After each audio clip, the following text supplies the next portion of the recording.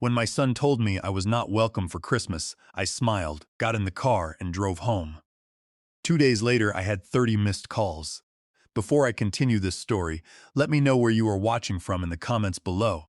Hit like and subscribe if you have ever had to stand up to a family member who underestimated your worth and mistook your quiet generosity for weakness.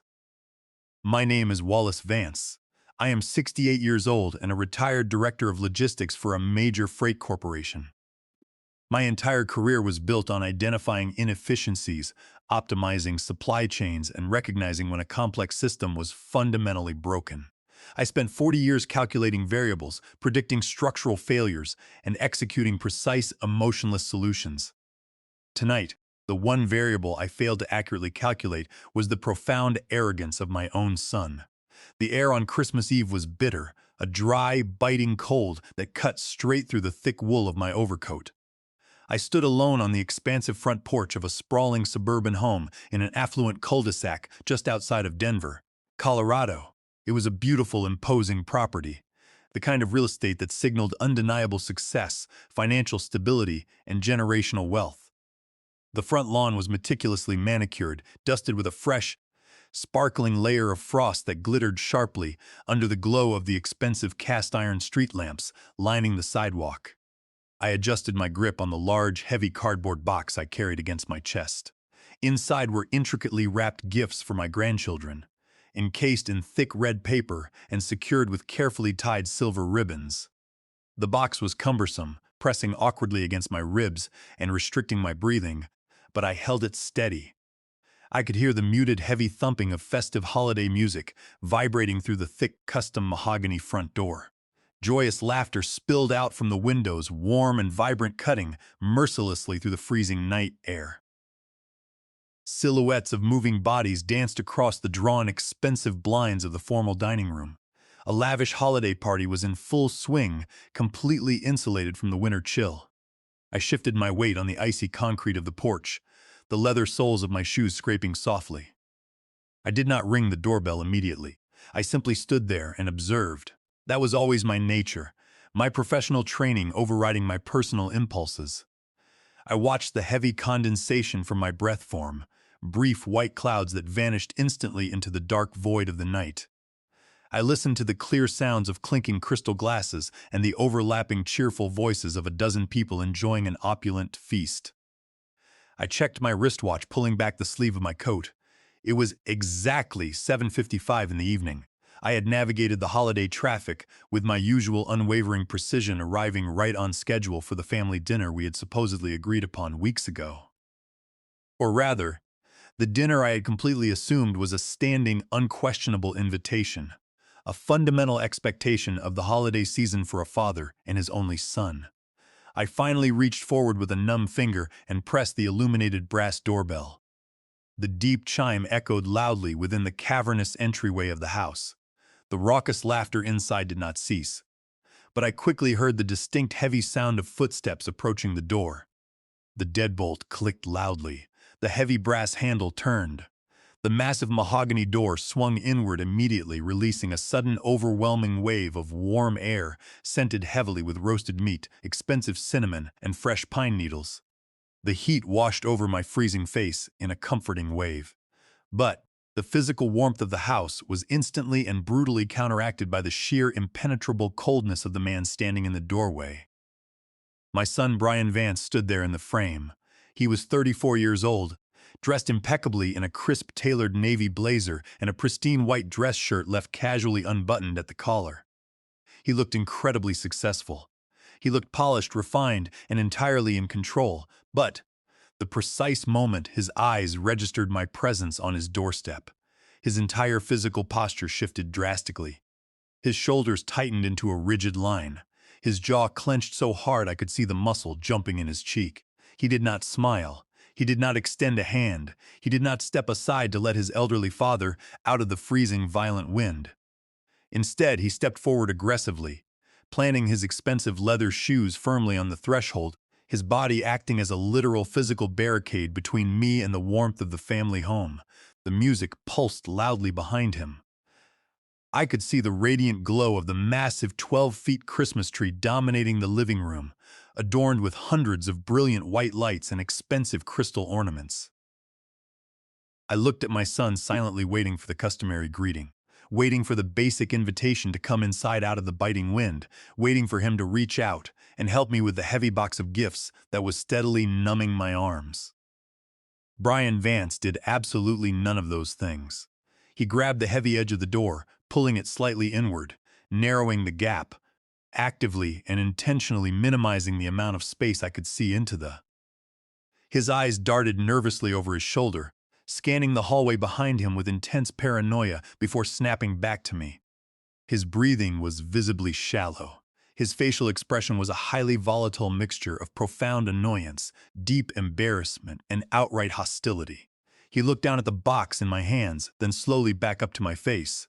He did not say, "Merry Christmas." He did not say, "Hello."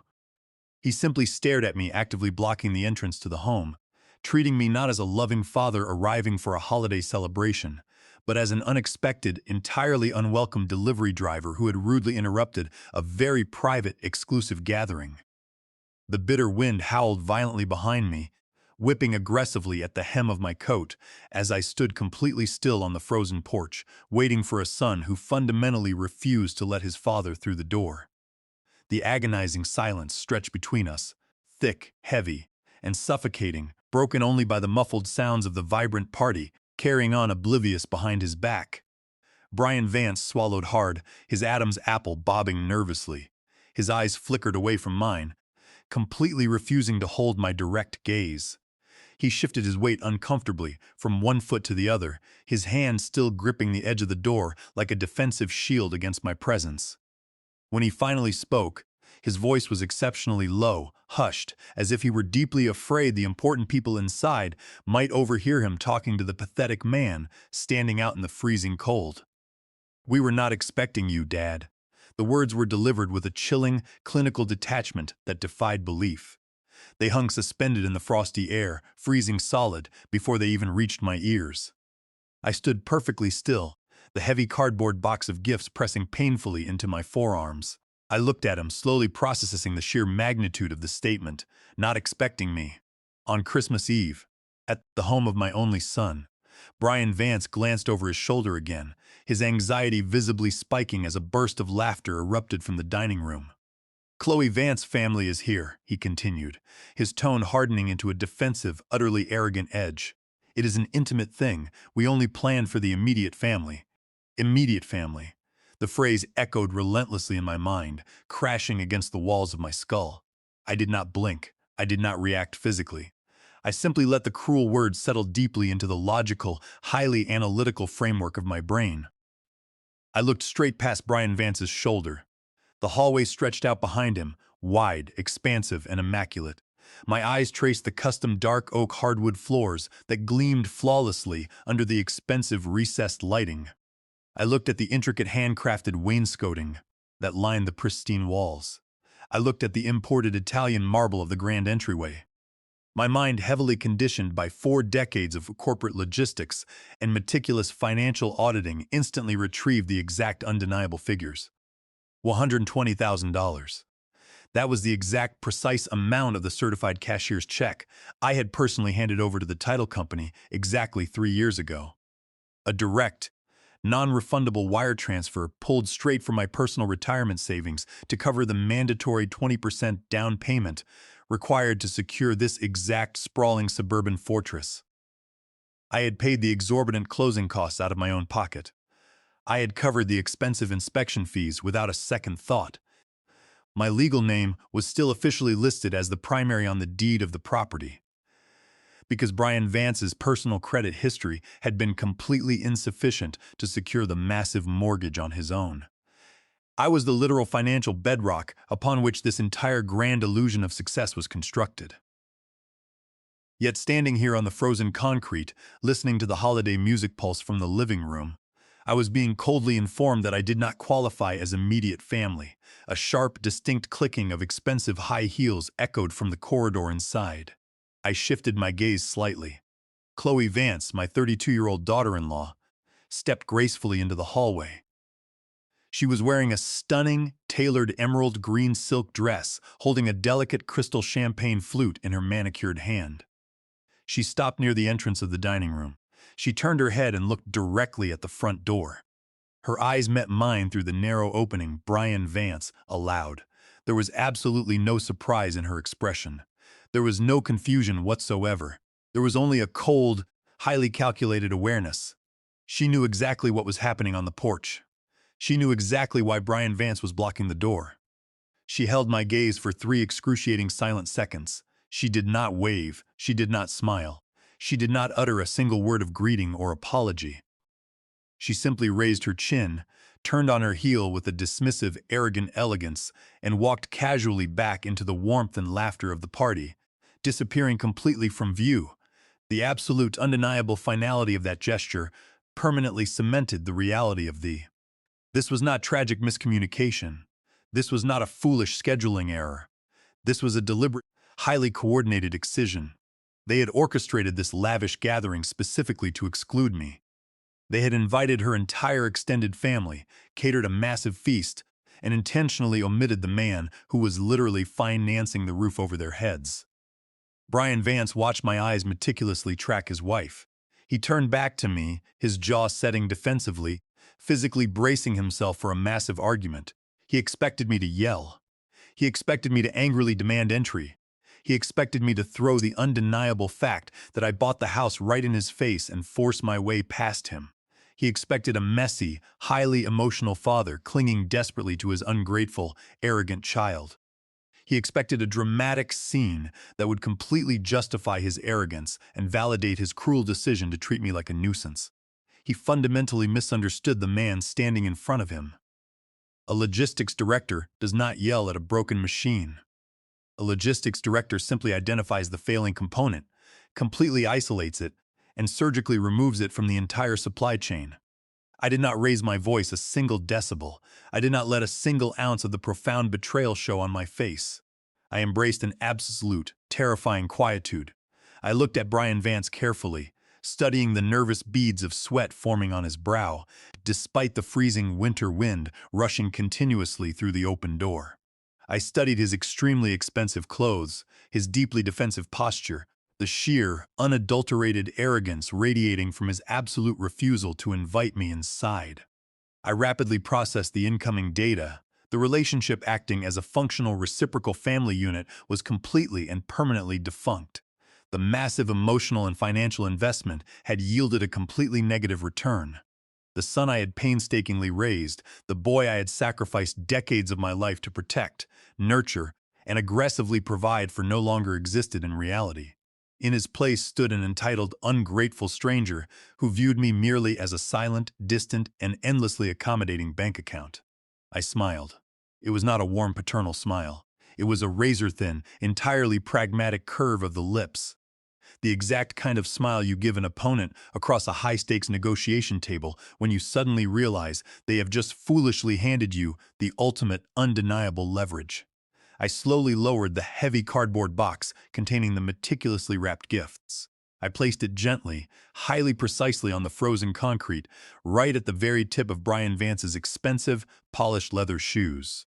The silver ribbons fluttered slightly disturbed by the harsh winter wind. I stood back up calmly, adjusting the thick collar of my overcoat to block the "Merry Christmas, Brian Vance," I said. My voice was perfectly level, utterly devoid of any anger, completely devoid of any sorrow. It was the calm, highly measured tone of a man confirming the termination of a massive contract. Brian Vance blinked repeatedly, his entire physical body visibly relaxed. He let out a deep breath he had clearly been holding in his chest, a profound, incredibly arrogant relief washing visibly over his features. He had aggressively braced for a miserable war, and instead, he foolishly believed he had won a total, entirely bloodless victory. He disastrously mistook absolute silence for weak submission. He mistook my total calmness for a pathetic, cowardly retreat.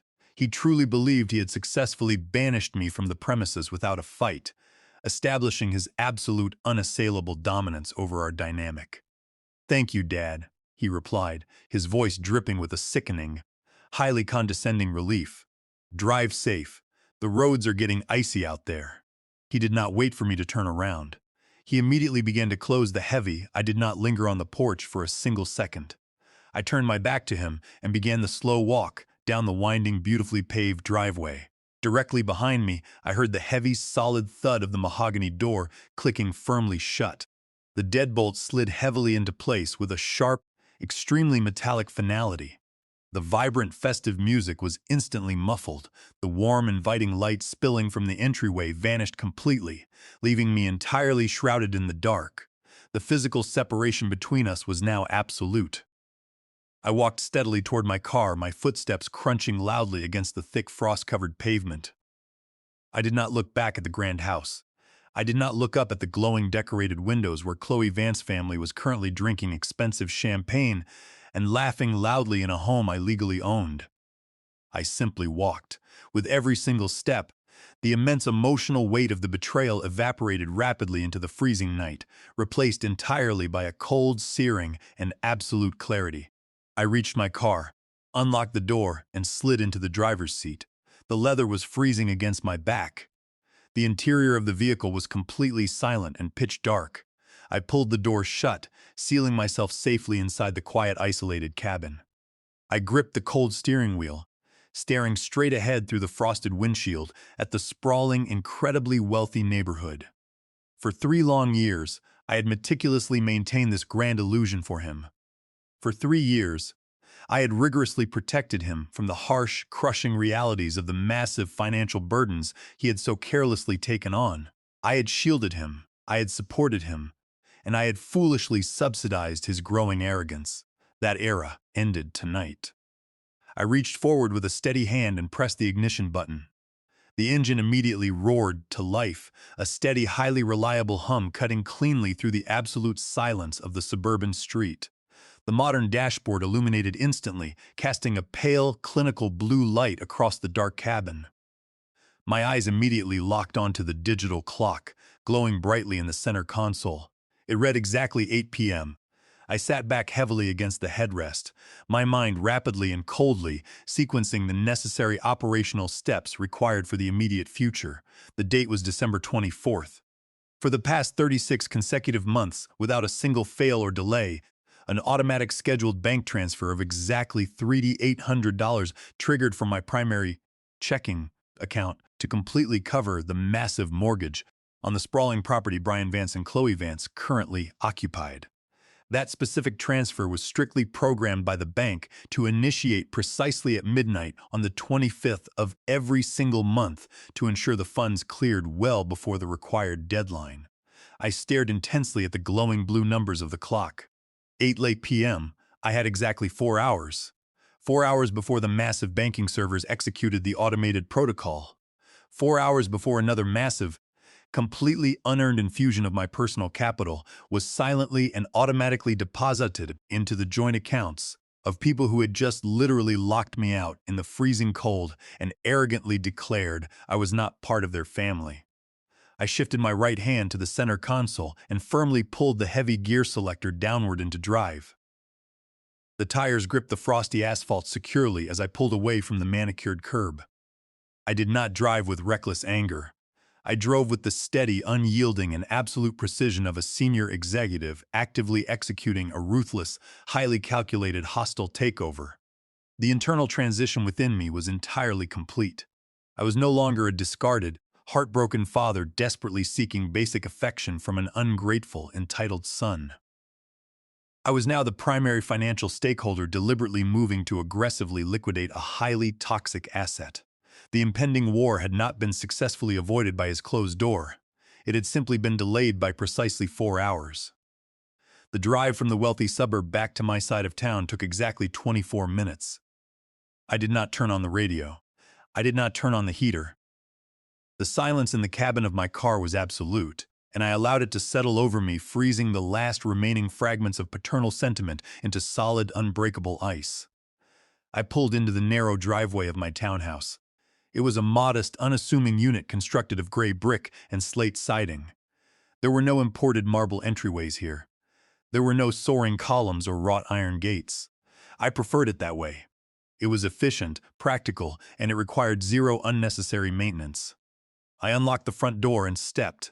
The air in my living room was stale and quiet. In the corner of the room stood a small artificial Christmas tree. I had set it up 2 weeks ago, dutifully pulling it from its cardboard box in the garage, anticipating the holiday with my. Its lights were currently unplugged, leaving the plastic branches completely swallowed by the shadows. I did not reach out to plug them in. The time for festive illusions had officially expired. I took off my heavy wool overcoat, draping it precisely over the back of a dining chair. I did not sit on the comfortable sofa. I bypassed the living area entirely and walked straight into the small spare room I utilized as a home office. This room was my sanctuary. It contained a solid oak desk, a leather office chair, and a high-performance desktop computer hooked up to dual monitors. For 40 years in the logistics industry, this was the exact kind of environment where I solved catastrophic supply chain failures. Whenever a vendor breached a contract, whenever a transportation network collapsed, I sat in a chair just like this one, isolated the broken variables, and severed the dead weight. Tonight, the failing vendor was my own. I pressed the power button on the computer tower. The cooling fans whirred to life, a steady mechanical drone that grounded me. The dual screens flared bright white, illuminating my face in the dark room. I sat down and placed my hands flat on the smooth surface of the desk. I needed to act with total unclouded objectivity. Brian Vance had just demonstrated that he believed he operated entirely independently of me. He truly believed his success was entirely his own creation. He had looked me in the eye and confidently barred me from a house that existed solely because of my capital. It was time to introduce him to the brutal mathematical reality of his existence. I opened my secure web browser and navigated straight to the portal of my primary financial institution. I typed in my complex alphanumeric password with rapid practice keystrokes. The two-factor authentication code buzzed on my phone. I entered the 6 digits and the main dashboard loaded instantly across my primary monitor. My eyes scanned the clean, organized rows of financial data. I managed my retirement assets with the exact same ruthless oversight I had applied to corporate budgets. Every dollar had a designated purpose, a scheduled trajectory, and an expected return on investment. I moved my cursor directly to the tab labeled Scheduled Outbound Transfers. The page refreshed, displaying a single massive recurring transaction. The destination account was listed under the name Brian Vance Foster. The scheduled execution date was tomorrow, December 25th, exactly at midnight. The exact transfer amount was $3,800. I stared at that specific number, $3,800. Every single month for the past 36 months, that exact sum had silently drained from my hard-earned retirement reserves and flowed seamlessly into my son account, strictly to ensure his colossal mortgage remained in good standing. When Brian Vance first came to me 3 years ago, pleading for help with the down payment, I had audited his income. I knew instantly that his salary as a regional sales manager was vastly insufficient to cover the monthly payments, the exorbitant property taxes, and the massive upkeep of such an affluent estate. But he had looked at me with those desperate, hopeful eyes, promising he was up for a major promotion, swearing this house was the only way Chloe Vance would agree to start a family. So I had stepped in as the silent, invisible benefactor. I had legally placed myself on the deed to secure the loan, and I had quietly set up this automated transfer to shield him from the crushing weight of his own financial overreach. I had done it out of blind, foolish love, but love, like any operational asset, must be immediately revoked when it is actively weaponized against the provider. I moved my mouse over the blue highlighted text of the recurring transfer. A drop-down menu appeared. I bypassed the options to edit or pause the transaction. I moved the cursor down to the final red option labeled Permanently Cancel Transaction. I clicked the left mouse button. A secondary warning screen popped up, an automated safeguard, asking me to confirm this permanent action, warning me that future scheduled payments would not be processed and could result in severe late fees. I did not hesitate for a fraction of a second. I clicked Confirm. The screen flashed briefly, loading a green checkmark. The scheduled transfer of $3,800 simply vanished from the active ledger. Just like that, the invisible safety net that had kept Brian Vance's perfectly manicured life suspended above total ruin was entirely eradicated. But A logistics director knows that a single severed line is never enough to fully dismantle a fundamentally broken system. You must isolate all auxiliary lines of support to prevent further structural damage. I moved my attention to the Credit Management tab on my dashboard. I opened the profile for the Joint Platinum Emergency Credit Card. 2 years ago, Brian Vance called me in an absolute panic, claiming his car transmission had blown, and he had absolutely zero liquidity to cover the immediate repair. I had opened this specific line of credit, tying it directly to my pristine credit score, and mailed the physical card to his address. The strict verbal agreement was that this card was to be used exclusively for catastrophic emergencies and essential groceries if they were ever temporarily short on cash. I navigated to the cardholder control settings on the portal. There was a simple toggle switch on the screen labeled Temporarily Lock Card. I ignored it entirely. I scrolled down to the security options and selected the protocol for a stolen card. I clicked the button to permanently freeze the account and instantly revoke all current authorized users. Another confirmation screen appeared warning me that any cards currently in circulation would be immediately declined at any point of sale.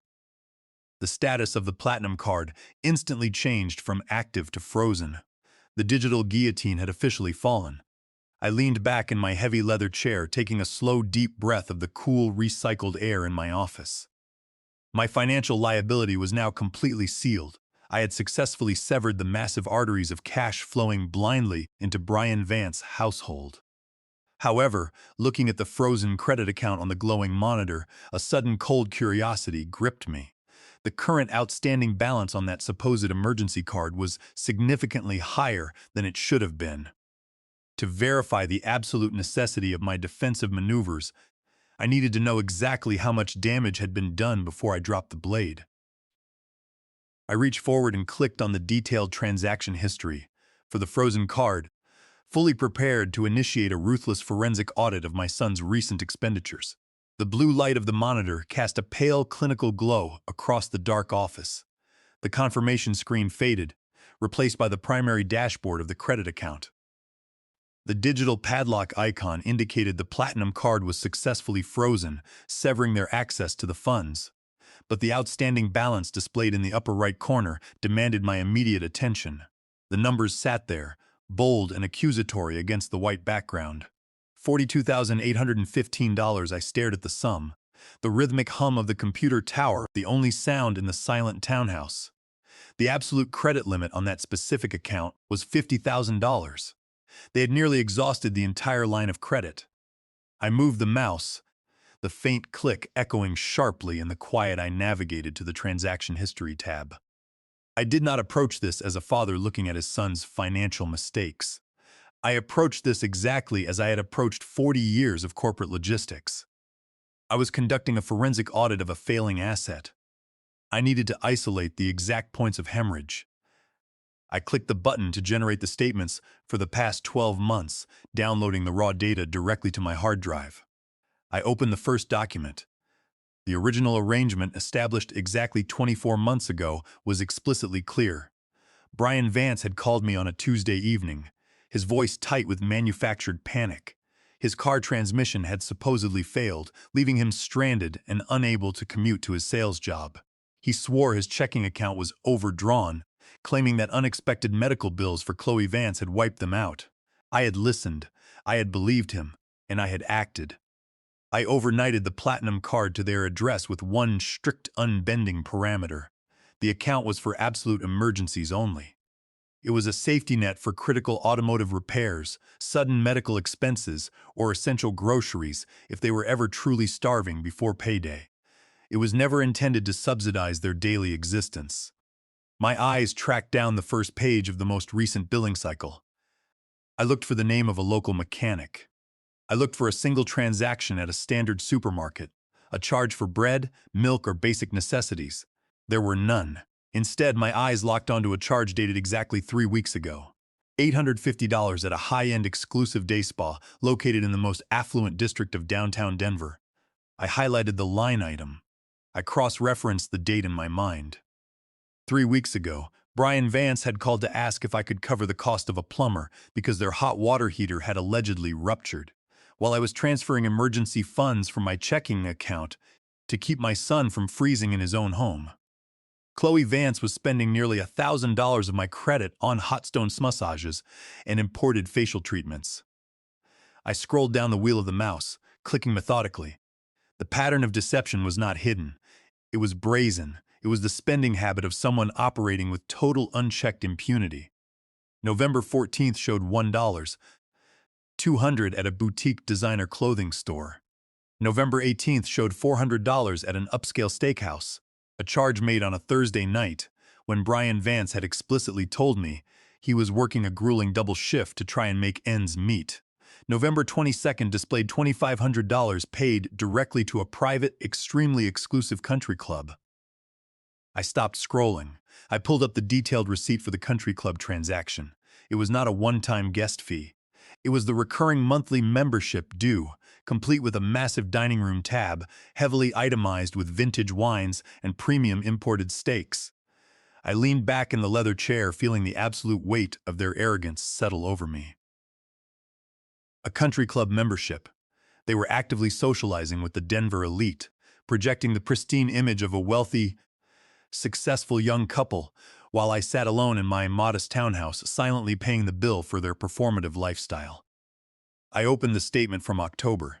The data told a story completely divorced from the narrative Brian Vance fed me over our brief, hurried phone calls. October 9th revealed $3,000 for premium business class airline tickets to Aspen. October 11th through the 15th showed $4, $500 at a luxury ski resort. I distinctly remembered that specific week. Brian Vance had canceled our scheduled Sunday lunch, claiming he was completely overwhelmed with a massive project at work and that Chloe Vance was battling a severe flu. He had sounded so exhausted on the phone, so utterly defeated by the pressures of providing for his family. I had felt a deep paternal ache for him. I had even offered to send over soup and medicine. He had quickly declined, insisting they just needed rest. The raw financial data glowed brightly on my monitor, completely shattering the illusion of the struggling son. They were not resting. They were not sick. They were sitting in a luxury ski lodge, drinking expensive champagne, charging every single drop of their opulent vacation to the emergency credit card of the elderly father they had, left sitting alone at home. The betrayal was not a sudden violent act. It was a slow, methodical, and entirely calculated extraction. I opened the September statement, then August, then July. The exact same pattern repeated with sickening consistency. Thousands of dollars funneled into designer boutiques, high-end cosmetic procedures, and lavish entertainment. They had not simply bent the rules of our financial arrangement. They had completely obliterated them. They viewed me precisely as I had feared earlier on that freezing porch. I was not a father, I was a machine. I was a silent, endlessly generating engine of capital, perfectly designed to fund their boundless vanity. They operated under the absolute assumption that I was too old, too naive, or simply too desperate for their affection to ever check the actual ledgers. They believed my love, for Aaron would permanently blind me to the glaring mathematical inconsistencies of their lifestyle. They thought they could continually extract my resources while simultaneously treating me with the profound, chilling disrespect I had experienced just hours ago at their front door. They assumed my silence was a permanent symptom of weakness. I did not feel the sting of sorrow. The time for emotional vulnerability had expired the moment Chloe Vance turned her back on me in that mahogany hallway. What I felt now was a cold, razor-sharp focus. Every single transaction I highlighted on the screen was a nail sealing the coffin of our relationship. I compiled the statements, saving the files into a newly created folder on my desktop labeled simply Evidence. I had successfully severed the massive monthly mortgage transfer. I had permanently frozen the bleeding artery of the Platinum credit card. Their entire financial ecosystem, built entirely on my stolen credit and unearned capital, was now completely cut off from the source. The resulting collapse would be swift, brutal, and entirely of their own making. I closed out of the credit card portal, the screen returning to my primary banking dashboard. I prepared to shut down the computer and finally get some sleep. The initial phase of the excision was complete. But as my cursor hovered over the log out button, a small blinking red icon in the top left corner of the screen caught my attention. It was a high priority alert from my integrated credit monitoring service, a service I had enrolled in decades ago and rarely ever needed to check. I paused, my hand hovering over the mouse. The alert was flagged as urgent, time-stamped exactly 3 weeks prior, buried under a pile of routine digital notifications I had previously ignored. I clicked on the red icon. The page loaded slowly, the spinning wheel a stark contrast to the rapid acceleration of my pulse. I had audited the credit card. I had severed the mortgage. But as the secure message finally opened on the screen, revealing the details of the urgent credit inquiry, I realized with absolute horrifying that the financial exploitation I had just uncovered was merely the shallow surface of a much deeper, far more dangerous crime. The red alert icon blinked steadily in the upper corner of my screen. I moved my mouse and clicked the notification.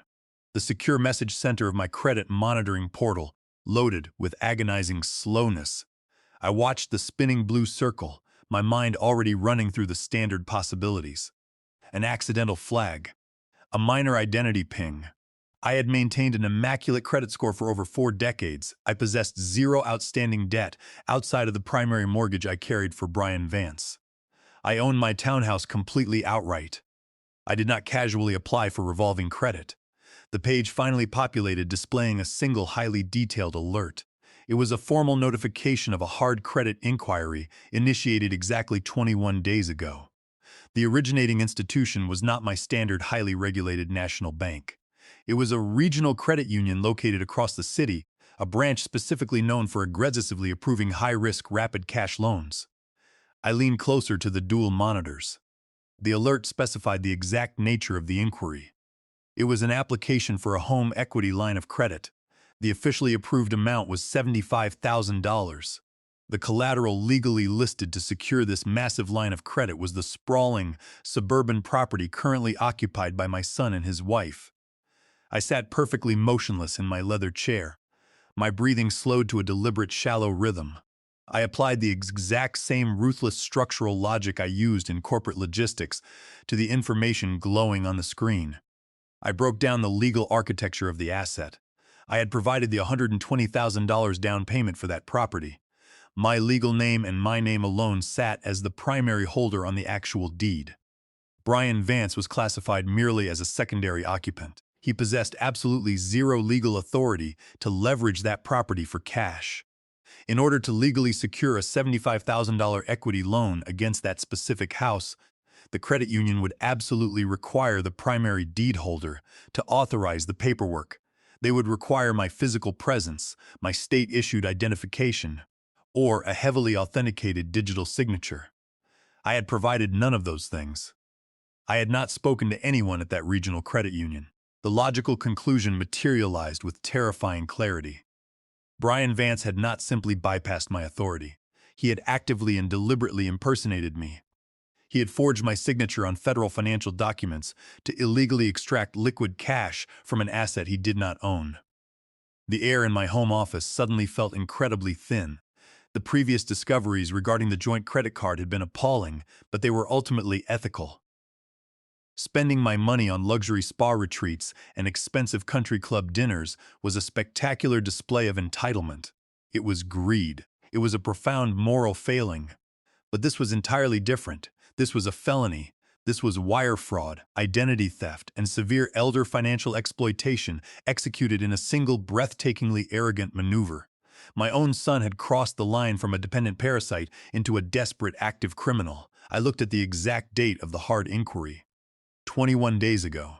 My mind instantly rewound the calendar, accessing my immaculate memory for schedules and appointments. 21 days ago was the week of Thanksgiving. A vivid, sickeningly clear memory surfaced. Brian Vance had invited me over for a surprisingly brief, casual dinner on a Tuesday evening just before the holiday. I remembered sitting at his expensive kitchen island. Chloe Vance had conveniently excused herself to run errands. Brian Vance had poured me a glass of wine, acting unusually warm and conversational. Midway through the evening, he had pulled a thick stack of complex tax documents from his briefcase, claiming they pertained to a complicated new compensation package at his sales job. He told me he needed a reliable character reference signature for a background check his new corporate clients required. He had seamlessly fanned out the pages, isolating a single signature line at the very bottom of a dense text-heavy document. I had signed it. I had blindly placed my pen on the paper and signed my legal name, completely trusting my own flesh and blood. He had slipped the loan authorization page directly into a stack of fake corporate paperwork. He had looked me directly in the eye, handed me a glass of wine, and smoothly guided my hand to execute the instrument of my own financial ruin. He had weaponized my absolute unconditional trust to steal $75,000 in liquid cash.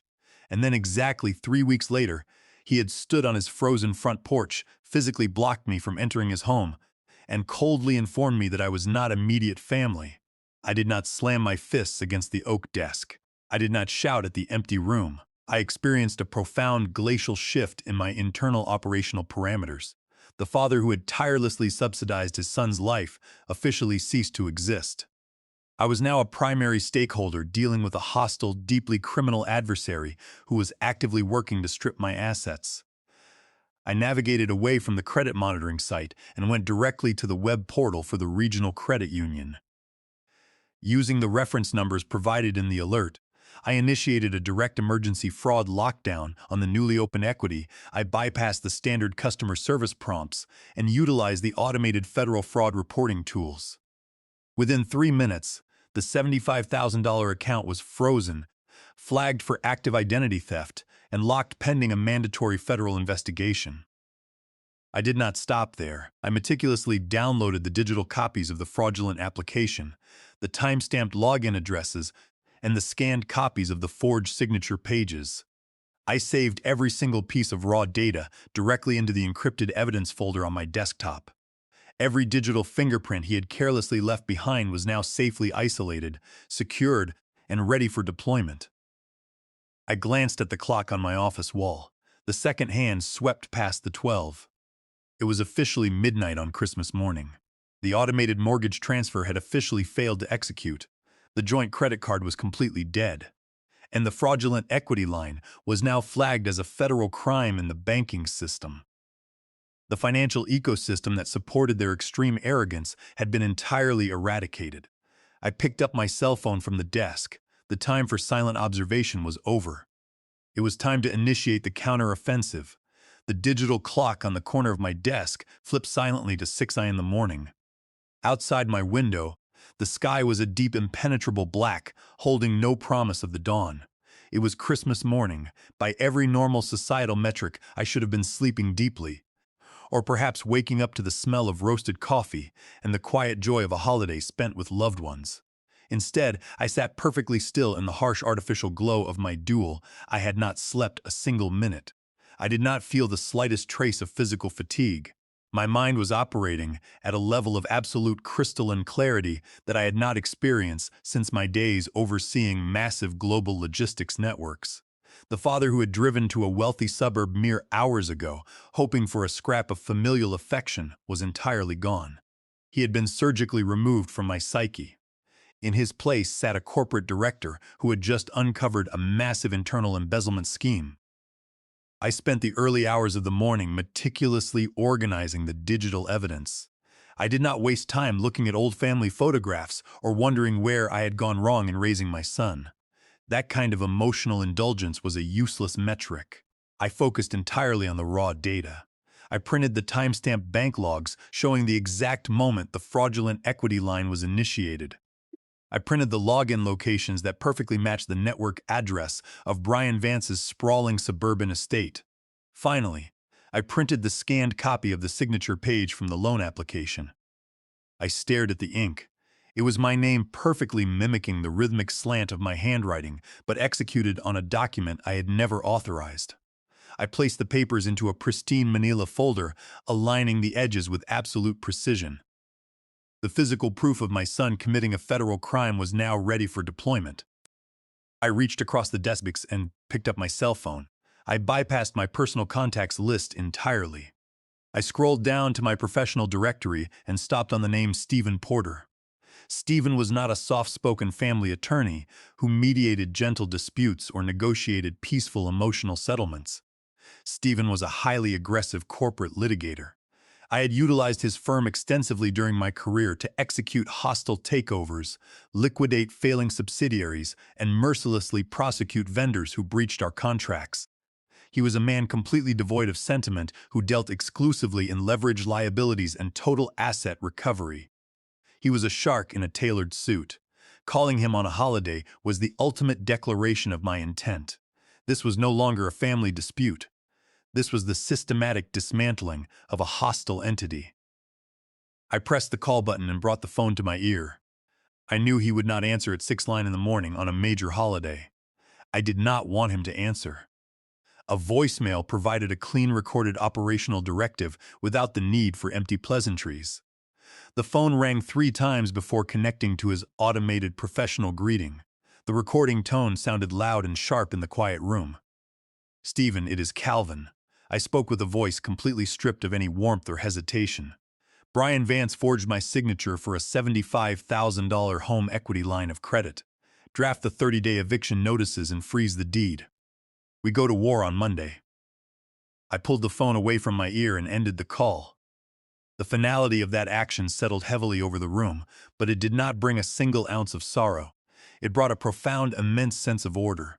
The sprawling suburban house, the grand illusion of his massive success, the carefully curated image he projected to his wealthy neighbors.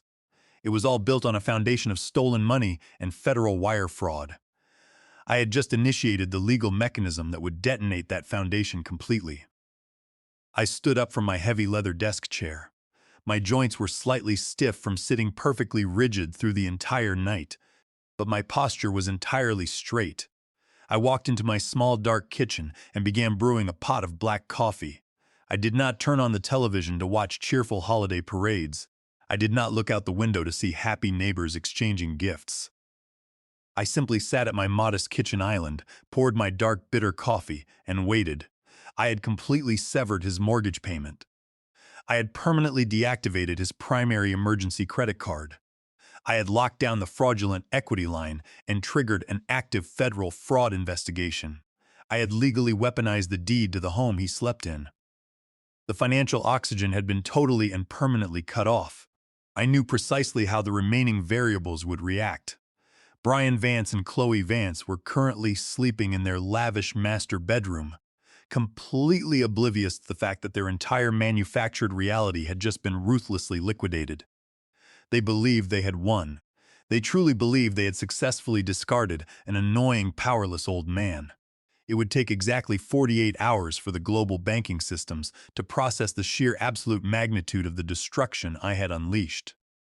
I took a slow, steady sip of my coffee and prepared my mind for the absolute frantic panic that was mathematically guaranteed to follow.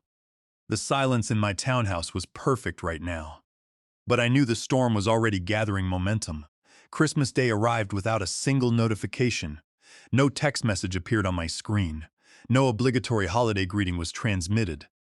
My cell phone sat completely silent on the edge of the kitchen island.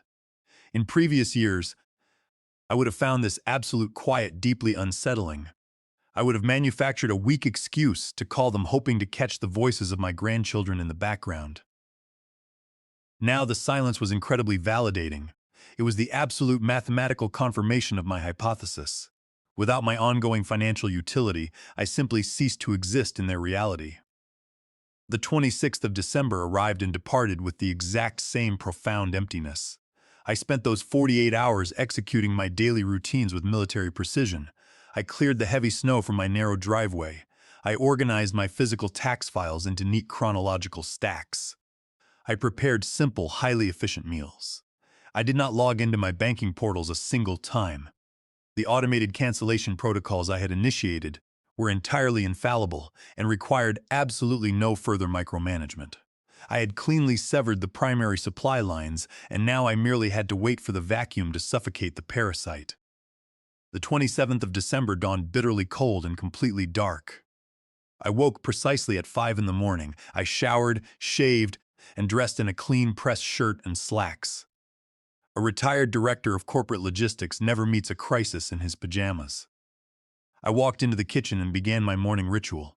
I ground the dark roast coffee beans, measuring the exact ratio of water to grounds. The machine sputtered and hissed, filling the small room with a rich, heavy aroma. I poured the black liquid into a thick ceramic mug. I walked over to the kitchen island and stood perfectly still. My cell phone rested exactly where I had left it. The digital clock on the screen shifted to 7:30 in the morning. In the affluent, sprawling suburbs where Brian Vance and Chloe Vance resided, 7:30 was the precise hour world demanded its payment.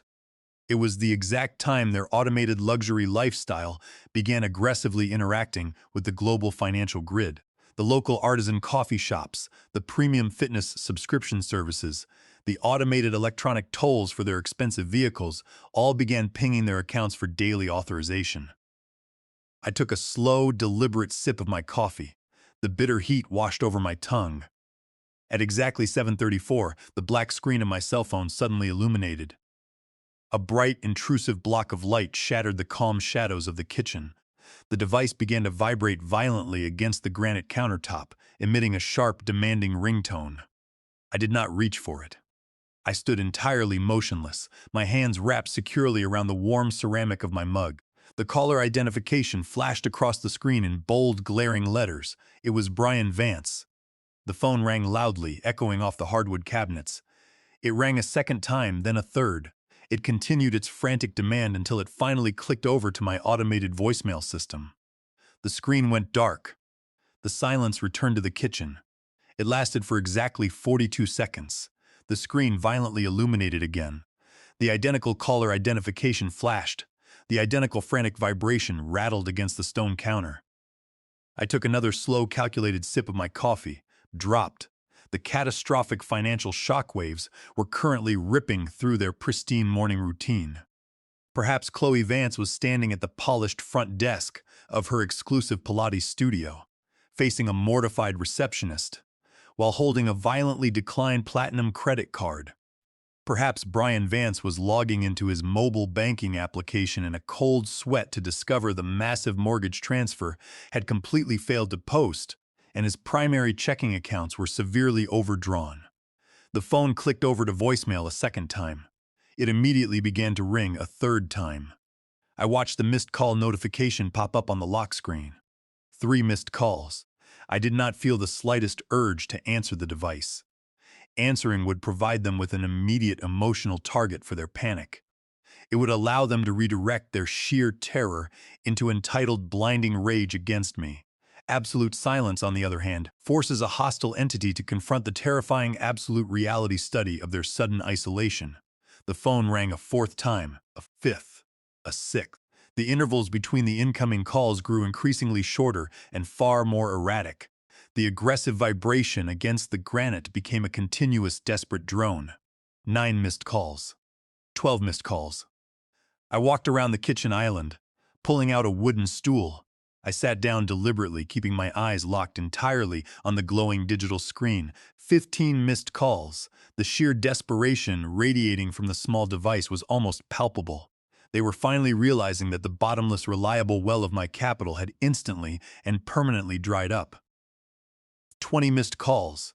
I imagined Brian Vance pacing his expansive custom kitchen, dialing frantically, completely unable to comprehend a universe where his father absolutely refused to absorb his massive liabilities. He was a man who had never faced a single structural consequence in his adult life. 25 missed calls. The coffee in my mug was beginning to cool, but I did not break my intense focus. I watched the red notification badge swell with incoming voicemails. 28. 29. The phone began to ring once more. I watched my son's name flash across the screen for the 30th consecutive time. I waited with absolute patience for the final ring to conclude. The screen went black and the notification cemented itself at exactly 30 missed calls. The initial storm of absolute panic had finally crested. The structural collapse was now irreversible. I listened to the silence that followed the 30th call. It was a profound, absolute quiet. In my decades of managing global supply chains, I had learned that the most critical moment of any catastrophic failure is not the initial breach. It is the immediate aftermath, when the failing components realize no rescue protocol has been initiated. I knew exactly what was happening on their end of the cellular network. The arrogant denial was rapidly mutating into raw existential dread. They were currently scrambling to access alternative lines of credit, finding each one systematically blocked or entirely exhausted by their own gluttony. They were refreshing their banking applications over and over, praying for a miraculous digital glitch that would restore their stolen equilibrium. I took the final sip of my lukewarm coffee and set the ceramic mug down onto the granite counter with a soft, dull thud. The preparation phase of my operation was officially concluded. They had spent 3 entire years treating me as an invisible automated resource completely devoid of human value. Now they were about to experience exactly what happens when that resource gains total sentience and deliberately decides to execute a total system purge. The glowing screen of my cellular phone finally rested on the number 30.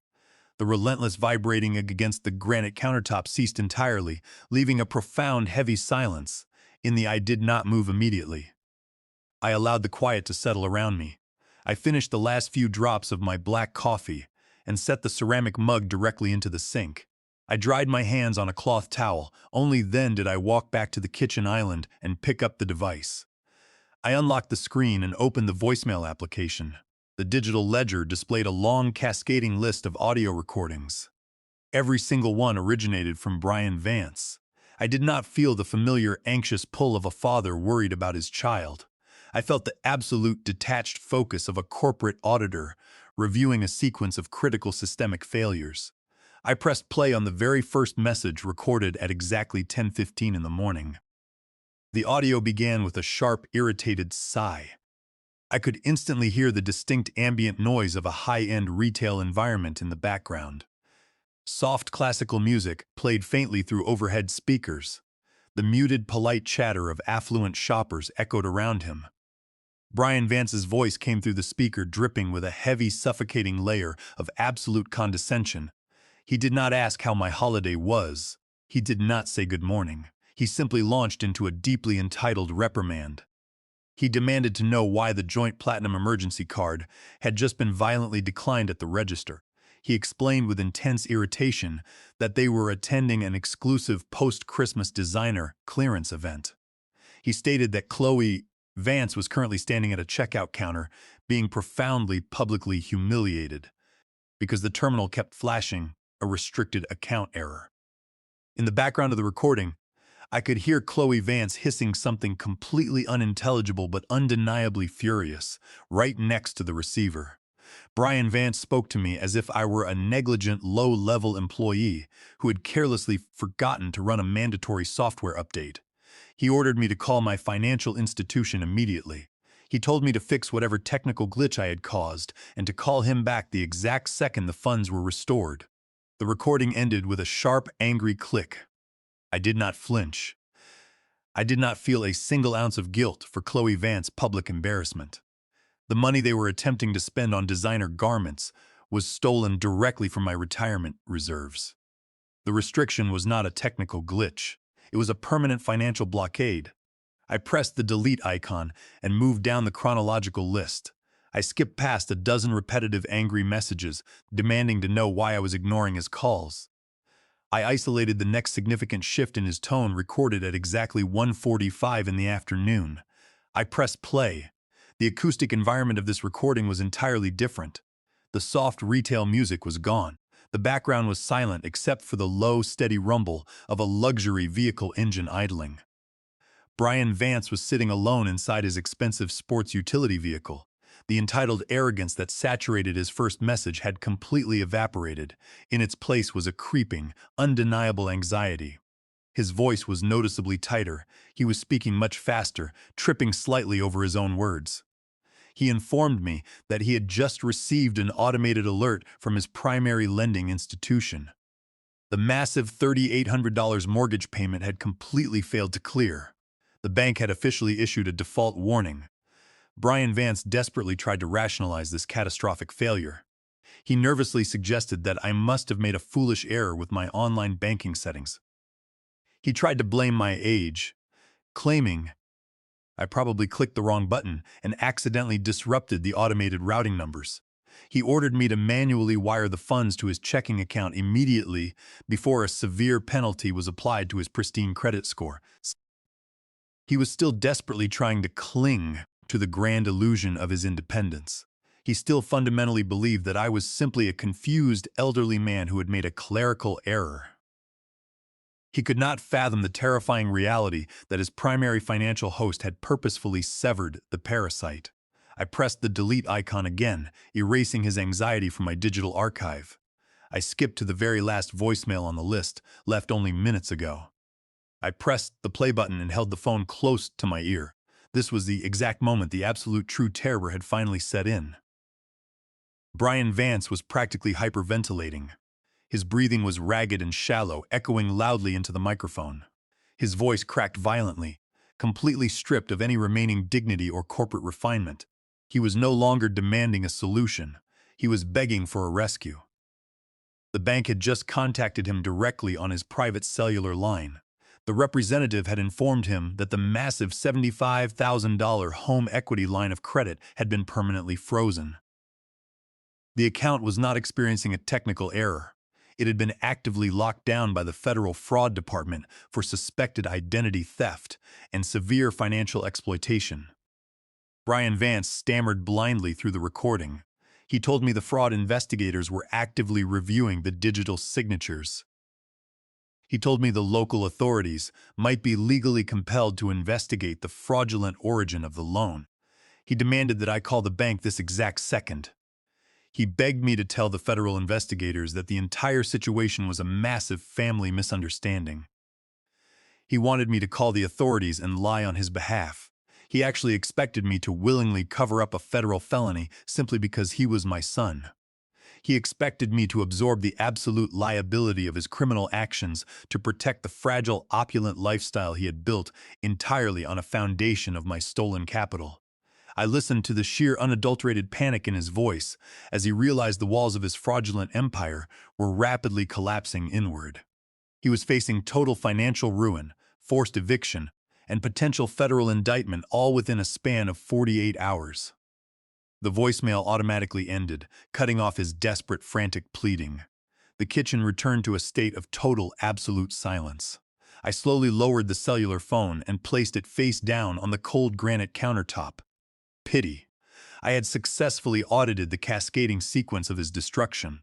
Every single voicemail served as undeniable concrete confirmation of a flawlessly executed tactical strike. The digital guillotine had functioned with absolute mechanical perfection. The immediate threat was neutralized, but the overall operation was far from. I turned away from the kitchen island and walked directly toward the front closet. I reached out and pulled my heavy wool overcoat from the wooden hanger. I had gathered all the necessary intelligence. The enemy was completely disoriented and rapidly hemorrhaging resources. It was time to leave the quiet sanctuary of my. It was time to travel downtown and sit in the war room with my attorney. I slipped my arms into the thick sleeves of my coat, preparing to finish the complete eradication of my son. The elevator ascended to the 42nd floor with a smooth, silent velocity.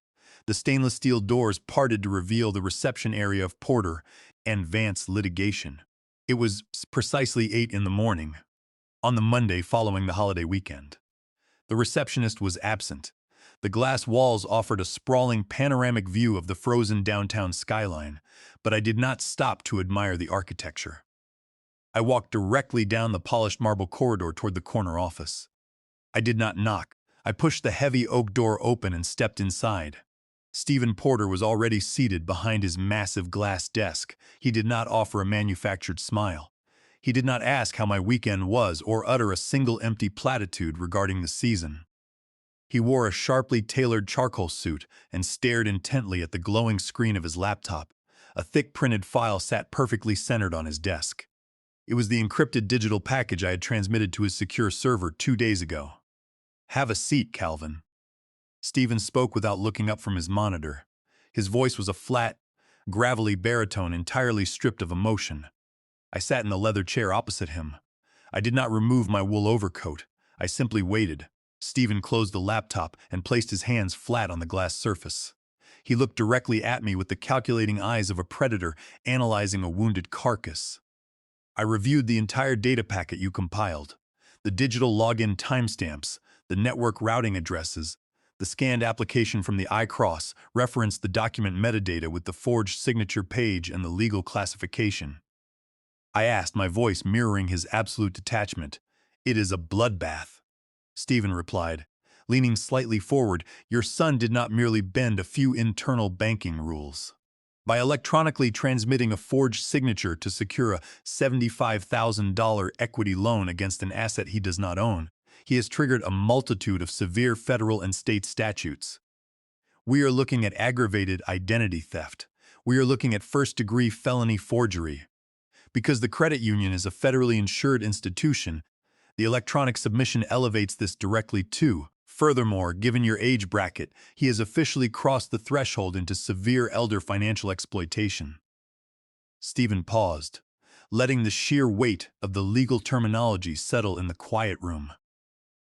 "If the district attorney decides to pursue this aggressively, and given the immaculate paper trail you have provided, your son is facing a mandatory minimum sentence in a federal penitentiary. It is not a fine, Calvin. It is not probation. It is hard time. I process the information with the same cold analytical precision I used to evaluate quarterly profit margins." I felt absolutely no instinct to shield him. He had willingly stepped into a minefield and confidently jumped on the largest explosive he could find. "I am not interested in initiating criminal proceedings today," I stated, keeping my gaze locked on Stephen. "Criminal investigations take months. They involve detectives, grand juries, and endless bureaucratic delays. Brian Vance would use that time to manipulate his wife, borrow money from her affluent family, and construct an elaborate narrative of victimhood. I do not want to give him a timeline. I want to execute a total systemic shock. I want his entire operational reality dismantled immediately." Stephen tilted his head, a faint glimmer of professional appreciation appearing in his eyes.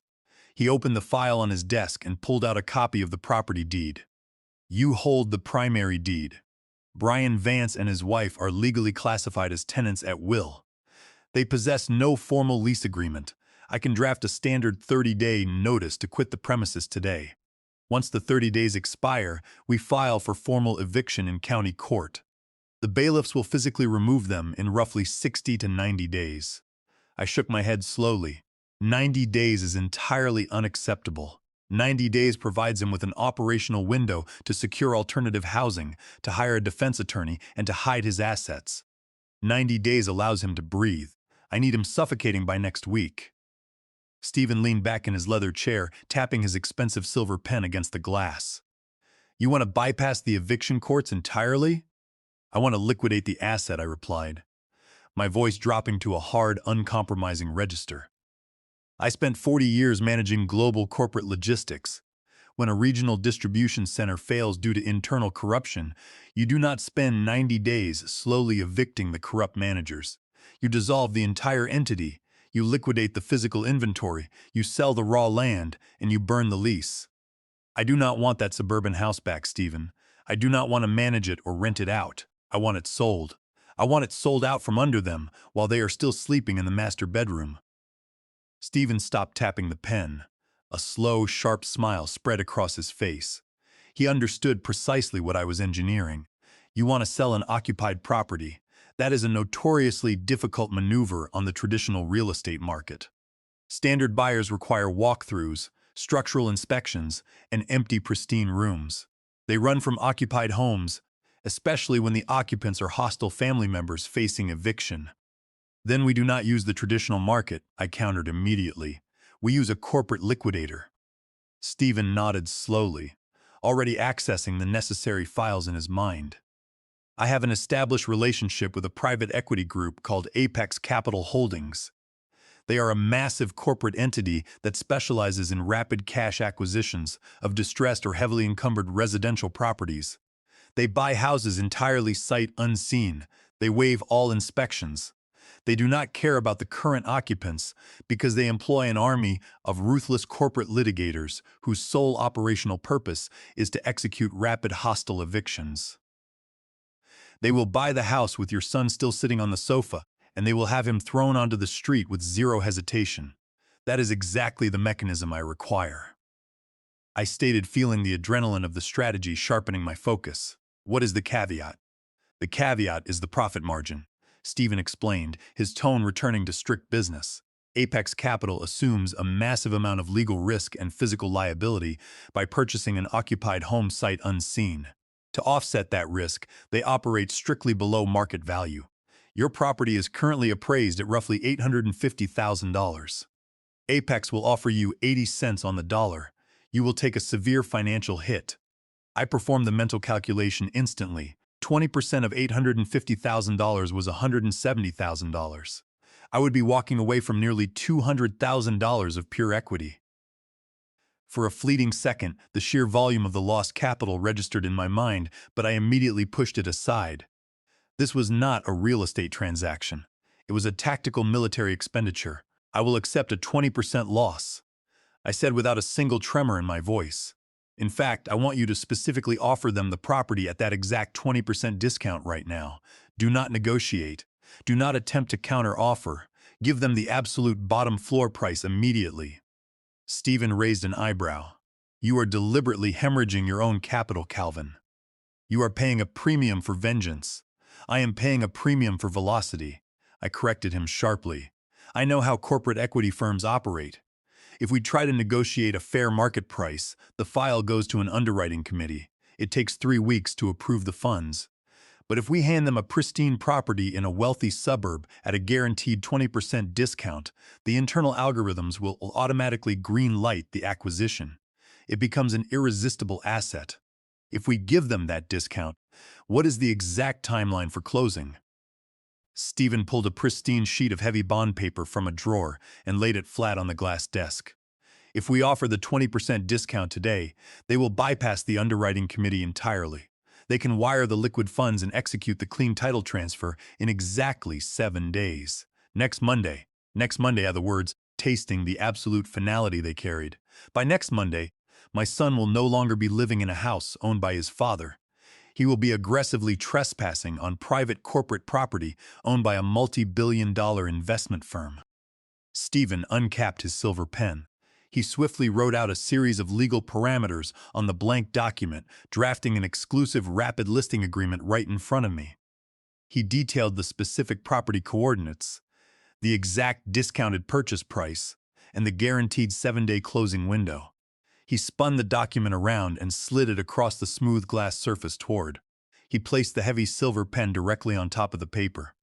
Your son used your forged signature to steal $75,000, Stephen said, his voice incredibly quiet and deadly serious. Use your real signature to burn his world to the ground. I reached out and picked up the pen. The metal felt cold and heavy in my grip. I looked at the bottom of the document, at the single black line requiring my authorization. For 3 years, Brian Vance and Chloe Vance had treated me as a silent, endless machine.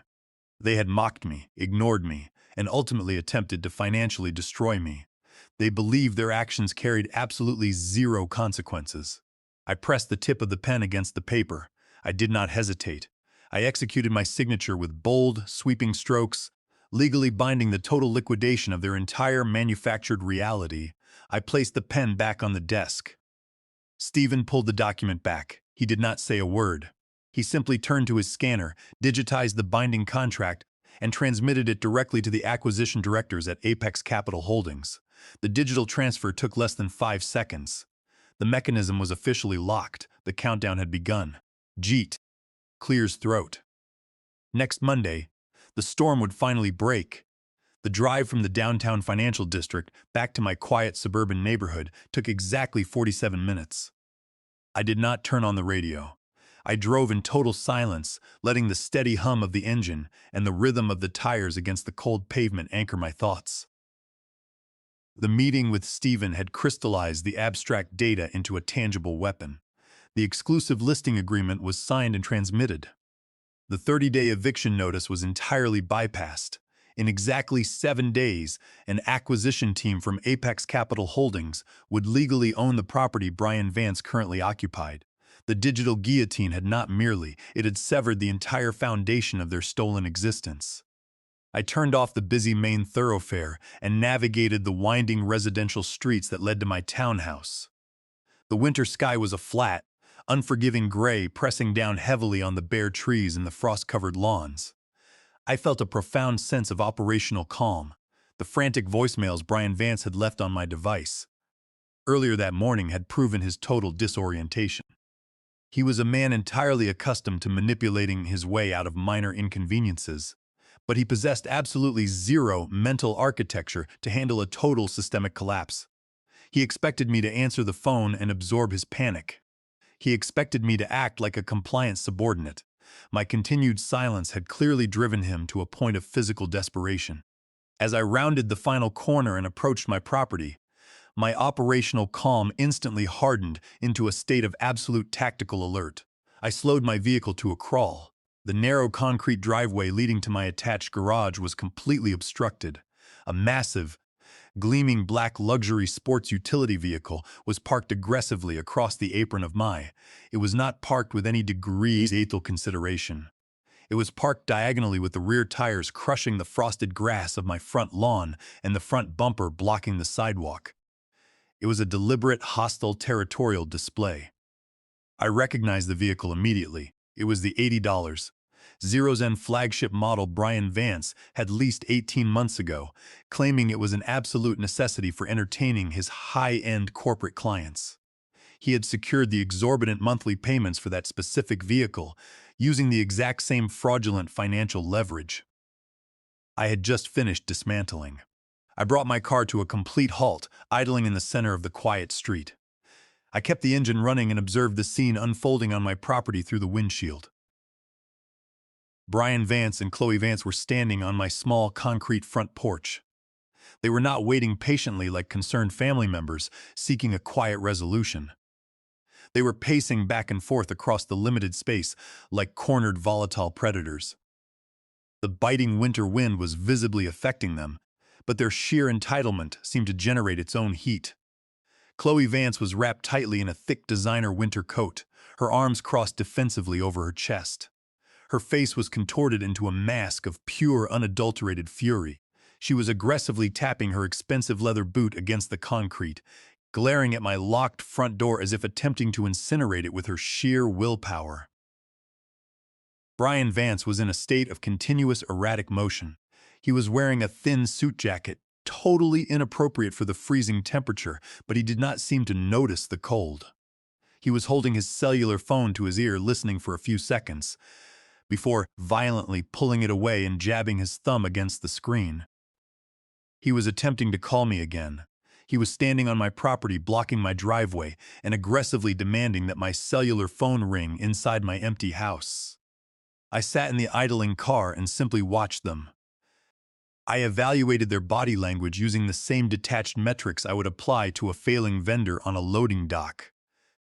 There was no remorse visible in their posture. There was no sorrow for the profound betrayal they had orchestrated. There was only the frantic, toxic rage of parasites suddenly deprived of their host. They had driven across the city not to apologize for forging my signature on federal bank documents, but to corner me in my own home and demand that I immediately restore their access to my stolen capital. They fundamentally believed that if they could physically confront me, they could bully, intimidate, and manipulate me back into submission. They still viewed me as a weak, isolated old man who could be easily broken.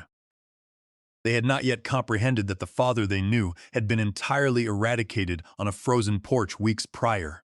They were currently trespassing on the territory of an adversary who had just sold their home to a private equity firm for a 20% loss, simply to watch them suffer the velocity of the eviction. I took my foot off the brake pedal. I allowed my vehicle to slowly roll forward until the front bumper was mere inches from the polished black door of Brian Vance's aggressively parked luxury vehicle. The tires crunched loudly against the accumulated road salt and frozen gravel. The sound cut sharply through the quiet suburban air. Chloe Vance noticed the vehicle first. She stopped her angry pacing and locked her eyes on my car. Her posture instantly transformed from defensive irritation to aggressive anticipation. She reached out and struck Brian Vance hard on the shoulder, pointing a manicured finger directly at my windshield. Brian Vance dropped his cellular phone from his ear. He spun around to face the street. His face was flushed red with the cold and the residual adrenaline of his uninhibited panic. For a fraction of a second, when his eyes met mine through the safety glass, I saw the raw, pathetic desperation vibrating beneath his expensive suit. I saw the terrifying realization that his entire fraudulent empire was rapidly burning to the ground.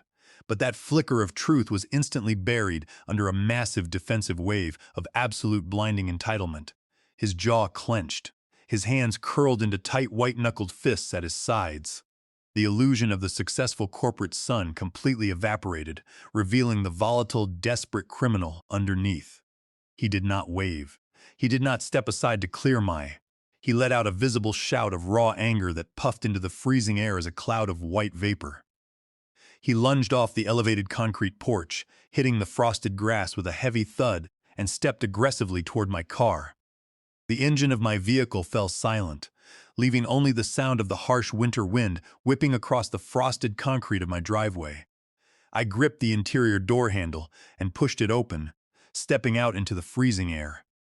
I did not even have the opportunity to close my car door before the verbal assault began. Chloe Vance closed the physical distance between us with alarming speed. Her face was flushed red against the gray morning. Her perfectly manicured hands balled into tight, aggressive fists at her sides. She did not ask about my health. She did not offer a single word of polite greeting. She immediately launched into a shrill, piercing tirade, her voice completely devoid of any basic human decency. She screamed at me for intentionally sabotaging her morning. She detailed with agonizing entitlement how she had been standing at the checkout counter of an exclusive downtown boutique surrounded by women in her elite social circle. She shrieked about the absolute indignity of handing the cashier her platinum emergency card only to have the machine violently reject the transaction. She demanded to know how I could be so incredibly selfish and so utterly petty as to freeze my own credit line without consulting her first. I stood completely motionless beside my vehicle, resting my hands calmly on the cold metal of the roof. I observed her as one might observe a malfunctioning piece of machinery. Her breath plumed in the freezing air as she ranted about the profound social humiliation of having her purchases publicly declined. She genuinely believed that her temporary embarrassment at a high-end retail store was the ultimate tragedy of the morning.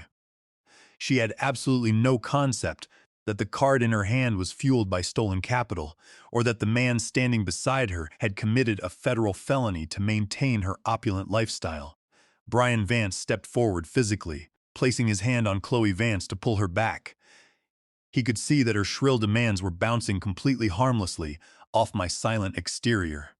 He tried to quickly recalibrate the dynamic, adopting the false authoritative posture he used when negotiating aggressive corporate sales. He adjusted the collar of his thin, expensive suit jacket, visibly shivering against the biting wind. He looked at me with a manufactured expression of extreme disappointment, shaking his head slowly, as if dealing with a senile, recalcitrant child. He informed me that my little clerical error with his banking application had caused a massive, highly inconvenient. He claimed the bank had overreacted to a simple routing discrepancy and had placed an aggressive fraud alert on the home equity line. He demanded that I retrieve my cellular phone immediately. He ordered me to dial the fraud department while he stood there to verbally authorize the release of the funds and to formally apologize to the banking representatives for my irresponsible digital mistake. He actually attempted to convince me that the federal lockdown on his illegal loan was entirely my fault and a product of my elderly incompetence. I did not reach into my pocket for my phone. I simply stared at him, maintaining a flat, unwavering gaze. My continued silence visibly rattled. The corporate facade began to aggressively crack, exposing the raw, unhinged panic mutating underneath. When he realized I was not going to blindly obey his verbal commands, Brian Vance reached inside his suit jacket. He pulled out a thick, leather-bound clipboard and practically shoved it across the hood of my car. A complex, densely worded legal document was clamped firmly to the board. He spoke rapidly, his words spilling over each other in his desperate haste. He told me that since I was apparently incapable of managing my own banking applications over the phone, He had proactively brought a solution. He claimed the document on the clipboard was a standard administrative release form. It was explicitly designed to clear the fraud alert, unfreeze the $75,000, and permanently transfer the primary administrative control of the deed over to his name just to prevent any future misunderstandings. He was asking me to voluntarily sign away my home and legitimize his theft right there on the frozen concrete of my driveway. I looked down at the document, then back up at my son. Before I could utter a single word of rejection, Brian Vance snapped his fingers sharply toward his idling sports utility vehicle. The heavy passenger door of his luxury vehicle swung open. A man stepped out onto the driveway. He did not look like a corporate banking official or a respectable legal representative. He was wearing an ill-fitting, wrinkled overcoat. He was visibly sweating despite the freezing temperature, his eyes darting nervously up and down the quiet suburban street. He clutched a small, worn canvas bag tightly to his chest. Brian Vance introduced him with a dismissive wave of his hand. He stated that the man was a licensed mobile notary, a professional. He had paid a massive premium to bring directly to my property on a holiday week. Brian Vance patted the hood of my car aggressively, instructing me to place the clipboard down, sign the release authorization immediately, and allow his notary to officially stamp the paperwork. The sheer breathtaking audacity of the ambush settled heavily over the scene. Brian Vance had not merely come to argue. He had brought a completely compromised, corrupt notary to physically corner me on my own property. He intended to use the combined physical presence of 3 younger adults to intimidate, pressure, and actively coerce an elderly man into signing a fraudulent legal instrument. The notary shuffled forward, his boots dragging heavily against the frost. He refused to make direct eye contact with me. He pulled a heavy brass ink stamp from his canvas bag, his hands shaking slightly as he unscrewed the cap. He was clearly a man who operated entirely in the shadows. Someone Brian Vance had likely sourced through the same shady network he used to secure his rapid cash loans. "Sign it, Calvin," Brian Vance demanded, entirely abandoning the pretense of calling me Dad. His voice was a harsh, desperate bark. "Sign the document right now. You are not going to ruin my life over a technicality. You are going to sign the release, and we are going to walk away from this, or I swear to God, I will have you declared legally incompetent and take the estate anyway." The threat hung violently in the freezing air. He had finally revealed the absolute depths of his depravity. He was actively threatening to strip me of my mental autonomy and to lock me away in a facility simply to maintain his access to my capital. I looked at Chloe Vance, whose arms were still crossed, her eyes glaring with toxic entitlement. I looked at the sweating, terrified notary holding the brass stamp. And finally, I looked directly into the bloodshot, panicked eyes of the man I had raised. They were fully expecting me to crumble. They were waiting for the elderly father to surrender to the sheer, overwhelming pressure of the physical confrontation. They anticipated fear, confusion, or a desperate pleading for familial reconciliation. I did not give them anything they expected. I stood perfectly upright, entirely immune to the freezing wind and the hostile intimidation. I reached out and placed my bare hand firmly on the edge of the leather clipboard. I did not pull a pen from my pocket. I simply shifted my gaze to the shivering, corrupt notary. "If you place that stamp on a single piece of paper on my property," I said, my voice cutting through the ambient noise of the street like a surgical blade, "I will personally ensure you spend the next 10 years in a federal penitentiary for participating in an active wire fraud conspiracy." The notary physically recoiled instantly, dropping the heavy brass stamp back into his canvas bag. He took 3 rapid, staggering steps backward, violently shaking his head in total retreat. Brian Vance lunged forward, slamming his hands furiously against the hood of my vehicle. He opened his mouth to unleash another desperate wave of threats. Completely unaware that his intimidation tactics were entirely useless against a man who had already initiated the total liquidation of his world, Brian Vance stopped his aggressive advance the very second he processed the absolute failure of his physical intimidation. He stood on the frosted concrete of the driveway, breathing heavily, his chest heaving under his thin suit jacket. He looked down the empty street at the taillights of the retreating notary and then turned his gaze back to me. I watched the frantic gears turning behind his eyes. The brute force strategy had evaporated, leaving him completely exposed. I observed a terrifying physical transformation take place right in front of me. The violent red flush drained from the aggressive rigid posture of his shoulders completely relaxed. He took a slow, deep breath and let it out into the freezing air. When he looked at me again, the panicked criminal was gone, entirely replaced by a sickeningly sweet, deeply concerned son. "Dad, you are clearly not well." Brian Vance spoke, his voice dropping an entire octave into a soft, patronizing register. "You are confused. You are making completely irrational decisions, and it is starting to become dangerous." He took a slow, cautious step toward me, holding his hands up with his palms open, as if he were trying to pacify a frightened animal. He began to completely rewrite the reality of the past 48 hours right there on the frozen driveway. He told me that my memory was obviously slipping. He suggested with a voice dripping with manufactured pity that I had simply forgotten to pay the monthly bills. He stated that the frozen credit card at the boutique Clear's throat and the failed mortgage transfer were not deliberate tactical actions, but the tragic mistakes of a severely declining mind. He claimed I had logged into my banking portals and hopelessly scrambled the routing numbers in a state of deep cognitive confusion. Chloe Vance instantly recognized the tactical shift and seamlessly fell into step beside him. She wrapped her expensive designer coat tighter around her waist and looked at me with an expression of profound, exaggerated sorrow. "Calvin, it was so terribly embarrassing for you," she murmured, her voice trembling with fake empathy. "The cashier at the boutique was so worried when the card declined. She asked if you were suffering from dementia.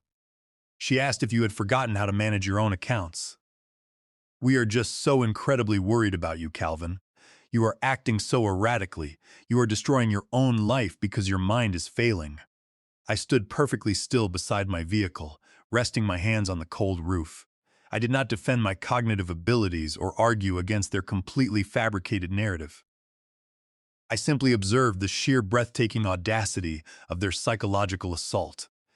They were standing on the concrete of a property I had purchased, demanding access to capital I had earned, and actively attempting to convince me that my self-defense was a symptom of a degenerative brain disease. I observed the precise way Brian Vance held the clipboard. His knuckles were white, the paper fluttered slightly in the harsh winter wind. He was attempting to execute a psychological hostile takeover. He wanted me to believe that my reality was entirely fractured. He needed me to doubt the fundamental architecture of my own mind.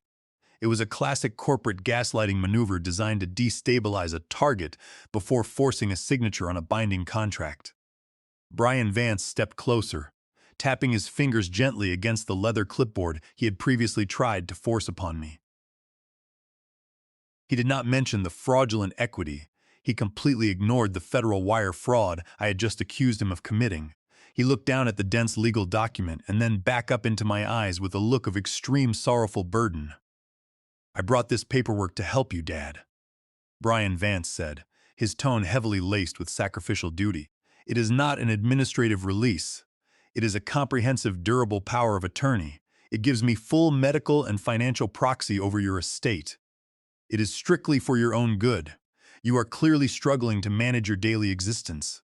You are forgetting to execute basic financial transfers. You are alienating the only family you have left. I need you to sign this document today so I can take the heavy burden off your shoulders. Let me step in and manage the accounts before you accidentally bankrupt yourself in a state of severe confusion." He held the clipboard out toward me, offering it as if it were a life preserver. He was asking me to voluntarily hand over the absolute legal control of my entire existence. He wanted the legal authority to drain my retirement accounts, to leverage my townhouse, and to completely strip my assets under the impenetrable protection of a state-sanctioned power of attorney. When I did not reach out to take the clipboard, the sickeningly sweet facade began to harden at the extreme edges. The manufactured concern in his eyes crystallized into a cold, absolute menace. He lowered the clipboard slightly and leaned his face closer to mine, his breath washing over me in the freezing winter air. "Dad, I am trying to do this the easy way, Brian Vance whispered, the patronizing tone dropping Clear's throat into a flat, merciless threat. I am trying to protect your dignity. But if you refuse to sign this document right now, you will leave me absolutely no choice. I will have to call Adult Protective Services. I will tell the state investigators that my elderly father is suffering from severe delusions and poses an active, immediate danger to himself. I will show them the canceled accounts, the frozen credit lines, and the paranoid security measures you have initiated. I will easily find a doctor willing to testify to your immediate cognitive decline. Chloe Vance nodded slowly, stepping up beside her husband. We will have to do it, Calvin, she added, her voice devoid of any remaining warmth. It will break our hearts, but we will have the state declare you legally incompetent. Brian Vance kept his eyes locked on mine, pressing the psychological blade deeper. Do you have any idea what happens when the state takes over, Dad? He asked, his voice utterly ruthless. They do not let you stay in this comfortable townhouse. They strip you of your independence. They will place you in a state-run nursing facility. You will be locked in a sterile room on a secure ward. Strangers will manage your schedule. They will feed you your meals, and they will sedate you when you become agitated. Your entire estate will be liquidated by a court-appointed guardian to pay for your confinement. You will lose absolutely everything. You will die alone in a hospital bed with no control over a single aspect of your reality. He paused, letting the horrific, vivid imagery settle over the frozen driveway. He believed he had perfectly engineered my ultimate nightmare. He believed he had weaponized the deepest fear of every aging parent and pointed it directly at my chest. Sign the proxy, Dad. Brian Vance commanded, his voice returning to a sharp, authoritative bark. Sign the document right now. Let me take control of the banking and I will let you stay in your house. I will let you keep your quiet little life. Fight me on this and I swear to you, I will have you committed by the end of the week. I stood in the profound silence of the freezing morning. A normal father would have been completely crushed by the overwhelming weight of their psychological abuse. A normal father would have felt a deep, paralyzing terror at the threat of losing his autonomy and dying in a locked psychiatric ward. He would have questioned his own memory. He would have wondered if he had truly made a mistake. He would have reached out with a trembling hand to take the pen and sex and sign away his life simply to keep the terrifying illusion of his family intact. I did not feel terror. I felt a cold, absolute confirmation found of my adversary total moral bankruptcy. They had abandoned any pretense of familial loyalty. They were hostile entities, actively threatening my liberty and my physical survival to secure their ongoing financial extraction. They had played their final desperate card, hoping the threat of institutionalization would force my immediate surrender. They had no idea that they were threatening a man who had already initiated a sequence of events that would leave them entirely homeless and facing a brutal eviction before the month was over. Brian Vance stood with his chest heaving, his breath plummeting in the freezing winter air. His threat to have me permanently committed to a locked psychiatric ward hung between us like a physical object. He waited for the terror to register in my eyes. He waited for me to crumble, to beg for my autonomy, and to surrender to his extortion simply to keep my freedom. Chloe Vance stepped closer to him, her face a mask of toxic anticipation waiting for my absolute defeat. I did not flinch. I did not raise my voice. I did not offer them the satisfaction of a defensive argument or a desperate plea. I simply looked at the two of them with the profound absolute detachment of a man observing a parasitic infection that he had already cured. The sheer silence of my reaction began to unnervingly echo across the frosted driveway, completely neutralizing their aggressive momentum. Before I addressed my son, I slowly shifted my gaze to his wife. Chloe Vance instinctively stiffened under my clinical observation. I looked at her not as a family member, but as an itemized ledger of stolen capital. I audited her physical presence with absolute ruthless precision. I looked at her expensive winter coat. I recognized the specific Italian designer label sewn into the collar. It was a recent seasonal release, heavily promoted in luxury catalogs. I knew precisely what it cost. I lowered my eyes to her boots. They were imported calfskin leather, with distinctive gold hardware shining dully in the gray morning light. I looked at the heavy luxury handbag slung over her shoulder. I performed the mental arithmetic instantly, my voice breaking the heavy silence with a flat mechanical precision. Your winter coat retails for $2,400. I stated my words clipping clearly through the bitter wind. Your leather boots cost $850. The handbag you are currently clutching is a limited production model that sells for approximately $4,200. You are standing on my concrete driveway wearing nearly $7,500 worth of retail garments. You purchased these exact items during the holiday weekend using a joint platinum emergency card. Chloe Vance opened her mouth to speak, a flush of indignant rage creeping up her neck. But I did not allow her a single syllable of interruption. That specific credit line is directly tethered to my personal retirement reserves. I continued, my voice remaining entirely devoid of emotion. You did not earn that money, Chloe Vance. You did not generate that capital. You extracted it from my accounts, under the arrogant assumption that I was too elderly and too mentally compromised to monitor my own financial architecture. You believed you could siphon my resources indefinitely to fund a lifestyle you could not legitimately afford. You are currently humiliated because that plastic car was declined at a boutique, but you possess absolutely no shame regarding the fact that you are actively wearing my stolen retirement. Chloe Vance physically stepped back as if she had been violently struck. Her mouth snapped shut. The manufactured empathy she had previously displayed evaporated instantly, replaced by a deep, humiliated shock. She looked at Brian Vance for defense, but Brian Vance was entirely paralyzed by the surgical precision of my audit. He could not protect her from the undeniable mathematical truth of their parasitism. I turned my attention back to the man I had raised. Brian Vance was staring at me, his jaw tight, his eyes wide with a creeping, inescapable dread. The patronizing corporate son was completely gone. The aggressive bully who had threatened me with a nursing home had evaporated. He was finally beginning to understand that he had walked blindly into a meticulously engineered trap. He had brought threats to a man who had already executed a total systemic demolition. I reached a hand inside the deep breast pocket of my heavy wool overcoat. I did not rush the movement. I slowly pulled out a thick, heavy manila envelope. The paper was crisp and rigid in the freezing temperature.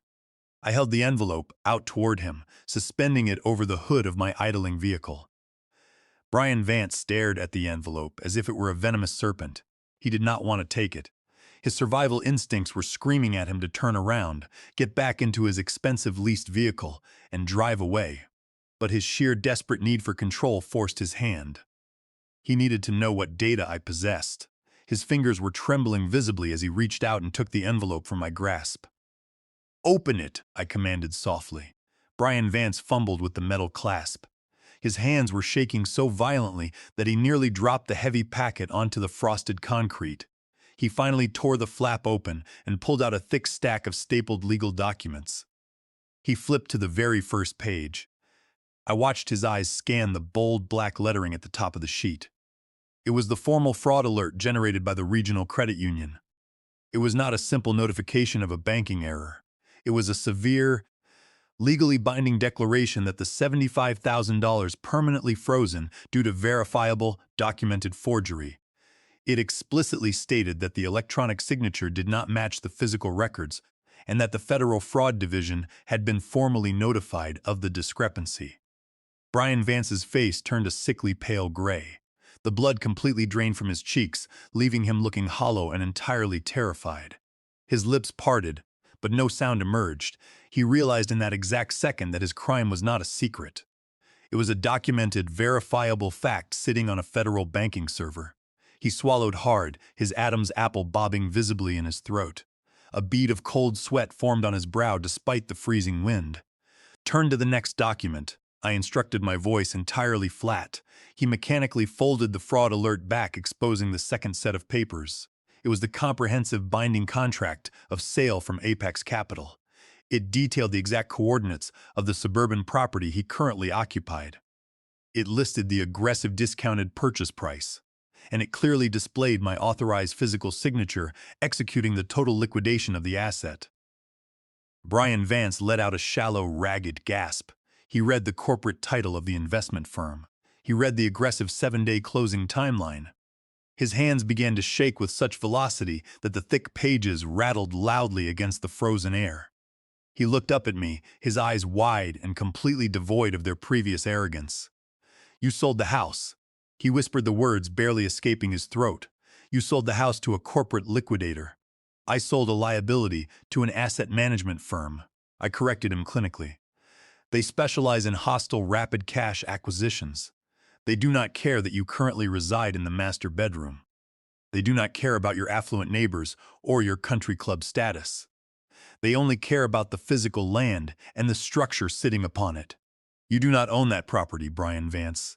You never owned that property. You were merely a tenant utilizing my charity. And you completely exhausted that charity the exact second you forged my signature on a federal banking application." "Read the final page," I said. Brian Vance slowly flipped to the last document in the stack.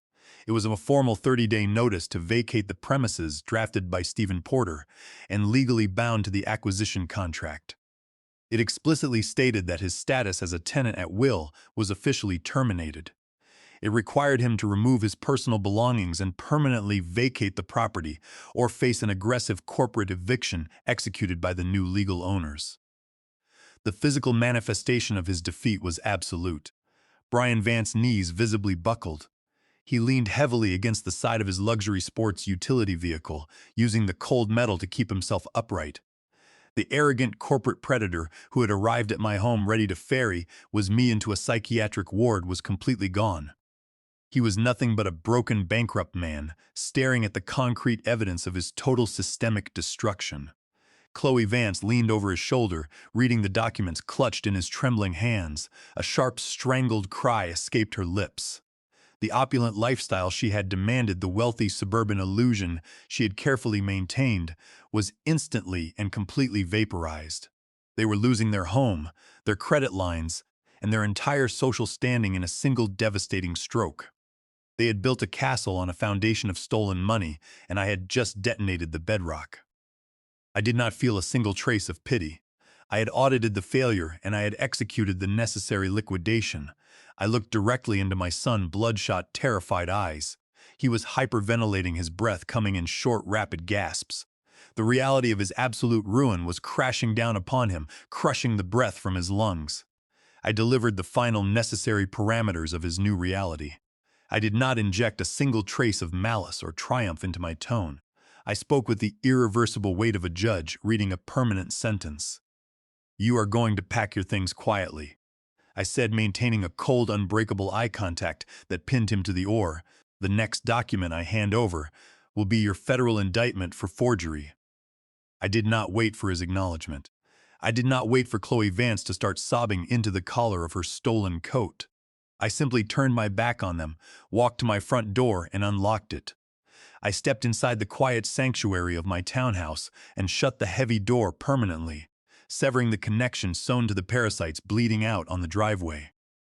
The heavy oak door closed with a solid mechanical click, entirely severing the freezing air and the frantic gasping of the two parasites left on my driveway. I engaged the brass deadbolt with a smooth, silent motion. I did not walk away into the depths of my townhouse to seek comfort or distance. I stood perfectly still in the shadowed foyer and observed the resulting fallout through the narrow vertical glass panels flanking the entrance. I became a silent witness to the total collapse of their manufactured reality. Chloe Vance shattered the momentary silence. Her voice penetrated the thick insulated glass, not as words, but as a raw, feral shriek of absolute cornered desperation. She threw her heavy leather designer handbag onto the frosted concrete, where it scraped against the ice. She began pacing back and forth across the driveway with the frantic, erratic energy of a trapped animal. She screamed toward my house, her face distorted into a mask of pure, unadulterated venom. She swore she would. She shrieked that she would hire the most ruthless corporate litigators in the entire state to completely bankrupt my estate and drag my name through the mud. She promised to ruin my reputation among my former professional peers and strip me of every single asset I had ever hoarded. I watched her flail in the freezing wind, completely detached from her performance. She was completely unhinged and entirely incapable of processing the mathematical reality that she possessed absolutely no leverage. She had no capital to hire expensive litigators. Her credit lines were permanently frozen, her assets were effectively seized, and her husband was staring directly at a federal felony indictment. She was screaming into a dark void, refusing to accept that the void had already swallowed her whole. Her threats were nothing more than the dying spasms of a parasite severed from its host. Brian Vance did not attempt to calm. He did not look at the scattered legal documents resting on the hood of his leased luxury vehicle. The absolute terror that had previously filled his eyes had mutated into a cold, rigid panic. It was the specific type of panic that drives a drowning man to push his rescuer under the water simply to secure one final breath of air. He realized his physical intimidation had failed completely. He realized his pathetic attempts at psychological gaslighting had failed. He realized the undeniable proof of his legal forgery had trapped him in a corner with absolutely zero avenues of escape. He needed a nuclear option. He needed an immediate, overpowering external force to break my defenses before the corporate liquidators arrived next week, to physically throw him onto the street. I watched through this cold glass as Brian Vance reached deep into his suit jacket and pulled out his cellular phone. His fingers were trembling so violently, he nearly dropped the expensive device onto the frozen driveway. He did not dial a criminal defense attorney to mitigate his exposure. He did not call his bank to attempt a desperate negotiation. He pressed 3 specific digits and raised the phone to his ear. He paced aggressively toward my front porch, his eyes locked entirely on the heavy oak door separating us. I could hear his voice bleeding through the glass structure. He was not speaking in the panicked, desperate tone of a ruined corporate criminal. He instantly manufactured a voice of sheer hysterical terror. He was crying. He forced actual tears into his vocal cords, pleading desperately with the emergency dispatcher on the other end of the line. He screamed that he needed immediate police and medical assistance at my specific address. He stated his full name and my exact location with frantic, manufactured urgency. He began to weave a masterclass of weaponized fiction directly to the civil authorities. He cried into the receiver claiming that his elderly father was experiencing a violent, catastrophic dementia episode. He lied with the smooth, practiced ease of a career sociopath who had spent years manipulating reality to suit his needs. He told the dispatcher that I had completely lost touch with reality and was suffering from severe, aggressive hallucinations. He shrieked that I had barricaded myself inside the townhouse, that I had disabled the internal security system, and that I was actively threatening to physically harm myself and anyone who attempted to intervene. He painted a vivid, terrifying picture of a deeply disturbed geriatric patient suffering from severe paranoid delusions. He claimed I was shouting incoherently about corporate conspiracies and stolen bank funds. He begged the authorities to hurry, stating that he was absolutely terrified I would set the townhouse on fire or attempt a violent physical assault if they did not arrive immediately to forcibly detain me. Chloe Vance instantly recognized his tactical shift. She stopped her hysterical shrieking and moved perfectly into his manufactured narrative. She grabbed Brian Vance by the arm and began sobbing loudly toward the phone, intentionally allowing her dramatic wailing to be recorded by the emergency dispatch center. She wailed that she was terrified for my life, begging the imaginary operator to send an ambulance to sedate me before I did something tragic and irreversible. They were weaponizing the state against. They were attempting to use the local police and the medical establishment as their personal enforcement mechanism. Brian Vance calculated that if he could convince the authorities I was a violent schizophrenic danger to myself, they would breach my front door, strap me to a medical gurney, and force me into an involuntary psychiatric hold. Once I was detained in a hospital under a mandatory 72-hour evaluation period, he would have the necessary operational window to file his fraudulent power of attorney, bypass the property sale, and drain my remaining liquid assets before anyone realized he was the actual criminal. It was the ultimate escalation in his conflict chain. He was leveraging my advanced age and societal biases entirely against me. He believed the arriving authorities would instinctively trust a well-dressed, highly distressed corporate son over a silent, elderly man locked inside a dark house. I did not. I did not run to my kitchen to frantically gather my legal documents or prepare an anxious defense. I simply stood in the quiet shadows of my foyer, maintaining my absolute operational calm. I watched Brian Vance pace across the frosted lawn, continuing his Oscar-worthy performance for the dispatcher. He was constantly checking his expensive watch, calculating the exact response time of the local police precinct. I knew exactly what would happen when the authorities arrived. I knew they would approach the house, expecting chaos, violence, and severe mental decay. They would find absolutely nothing but a perfectly calm, perfectly lucid retired executive, holding undeniable documented proof of federal wire fraud committed by the weeping man standing on the Brian Vance was not summoning a medical rescue team to save his lifestyle. He was actively summoning his own arresting officers to the scene of his crime. The bitter winter wind continued to whip across the desolate suburban street, carrying the heavy scent of impending absolute ruin. I stood behind the glass, my breathing slow and perfectly measured. Then I heard it. It started as a faint, high-pitched wail, cutting sharply through the gray, frozen morning. It grew steadily louder, multiplying and echoing against the surrounding houses as multiple emergency vehicles accelerated down the main boulevard toward my location. The flashing red and blue lights began to reflect weakly against the frost-covered trees at the end of the block. Brian Vance lowered his cellular phone, staring at my front door with a look of absolute toxic triumph. He genuinely believed he had won. He believed the approaching sirens were the sound of his salvation. I remained perfectly still in the shadows, waiting for the flashing lights to illuminate the final total destruction of my son. The flashing red and blue lights cut violently through the gray winter morning, reflecting off the frost-covered glass of my front windows. I stood perfectly still in the shadows of the foyer, watching the street. Two heavy police cruisers came to a halt, blocking the flow of traffic entirely. A dull gray sedan parked directly behind them. Four uniformed officers stepped out onto the frozen asphalt, resting their hands casually on their heavy utility belts. A woman emerged from the gray sedan. She wore a sensible dark winter coat and carried a thick plastic clipboard.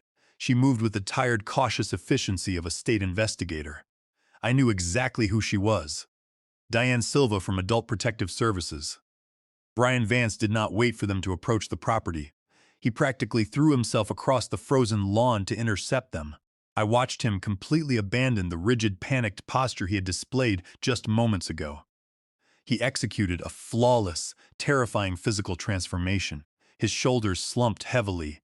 He buried his face in his hands, allowing his body to tremble with manufactured grief. When he lowered his hands, his eyes were red and wet. He let out a loud, choked sob that carried clearly through the cold air. It was an absolute masterclass in sociopathic manipulation. "Officer, please, you have to help us," Brian Vance cried, his voice cracking with artificial desperation. "My father is inside. He has completely lost his mind."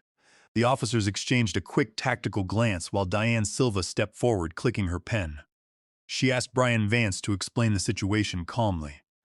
Brian Vance painted a vivid, horrifying portrait of a sudden catastrophic mental collapse. He told the investigator that he had come to check on me because I had been missing appointments and acting strangely all week. He cried that when he arrived, I was completely unrecognizable. He claimed I was suffering from severe, rapid-onset dementia and violent paranoid delusions. He thinks everyone is trying to rob him. Brian Vance sobbed, wiping a fake tear from his frozen cheek. He is hallucinating about stolen money and federal bank fraud. He is shouting about corporate conspiracies and forged signatures. We tried to calm him down, but he became incredibly aggressive. He threatened to attack my wife. He locked himself inside the house and disabled the security system. I am terrified he is going to hurt himself or accidentally set the property on fire. Please, you have to commit him. You have to get him to a secure hospital right now. Chloe Vance seamlessly integrated herself into the performance. She stepped up beside Brian Vance, wrapping her arms around his waist and burying her face in his shoulder. She trembled violently, playing the role of the traumatized daughter-in-law. She whimpered softly, telling Diane Silva that I had lunged at her through the doorway when she simply tried to hand me a cup of coffee. She claimed my eyes were entirely vacant and that I did not even know my own name. I observed their synchronized theater from the silence of my dark foyer. I felt a cold, clinical appreciation for the sheer depth of their depravity. They were not merely lying. They were expertly weaponizing the state's established protocols for elderly care directly against me. They knew that the authorities arrived at these situations entirely primed to expect cognitive decay. They were feeding Diane Silva every single necessary buzzword to trigger in paranoia, hallucinations, aggressive behavior, imminent danger to self and others. Brian Vance knew that if the police believed his narrative, they would not knock politely. They would breach the heavy oak door. They would restrain me, force me onto a medical gurney, and transport me to a locked psychiatric ward for a mandatory 72-hour evaluation. That 3-day operational window was all Brian Vance needed. Once I was legally sedated and confined, he would immediately file his fraudulent power of attorney and drain every single liquid asset I possessed before the acquisition firm could finalize the eviction. He was using the police as his personal extraction team. Diane Silva nodded sympathetically, listening to Brian Vance weep. She made several quick notes on her clipboard. She turned to the 4 uniformed officers and gestured toward Mai. Their postures instantly shifted from casual observation to tactical readiness. They unclipped their heavy flashlights and began walking up my concrete driveway, their boots crunching loudly against the frozen gravel. Brian Vance watched them approach my door. He placed a comforting arm around Chloe Vance, but I could see the cold, absolute triumph radiating from his posture. He genuinely believed his masterstroke had succeeded. He believed the authorities were about to eliminate his problem entirely. The officers stepped onto my front. They stood directly on the other side of the heavy oak door, expecting to find a raving, filthy old man lost in a violent hallucination. They expected screaming and chaos. I did not retreat into the house. I did not hide. I smoothed the lapels of my wool overcoat and took a slow, measured breath. I reached out and rested my hand on the cold brass deadbolt, preparing to shatter their entire manufactured reality. I did not wait for the heavy knock to echo through my home. I turned the brass deadbolt and pulled the oak door open, just as the investigator raised her fist to strike the wood. She froze instantly on the frosted concrete. The 4 uniformed police officers standing on my walkway behind her instinctively shifted their weight toward their heavy utility belts. They were entirely braced for a violent physical confrontation with a deranged elderly man. I did not give them a single reason to escalate their tactical posture. I stood in the doorway wearing my tailored wool trousers and a perfectly pressed dress shirt. I looked at the lead investigator with a mild, polite expression. I smiled gently and told her that it was far too cold to be standing outside on the freezing concrete. I invited her to come inside the warm house and offered to brew a fresh pot of chamomile tea. The investigator lowered her hand. Her eyes darted rapidly across my face and my clothing, searching for the severe cognitive decay my son had just hysterically described on the driveway. She fully expected to find a disheveled, confused man lost in a violent, paranoid. Instead, she found a calm, retired corporate logistics executive, holding the door open with steady, unblemished hospitality. She looked back over her shoulder at Brian Vance. My son was still standing near his luxury vehicle, clutching his wife, and waiting for the police to drag me out in heavy medical restraints. The investigator turned back to me and nodded slowly.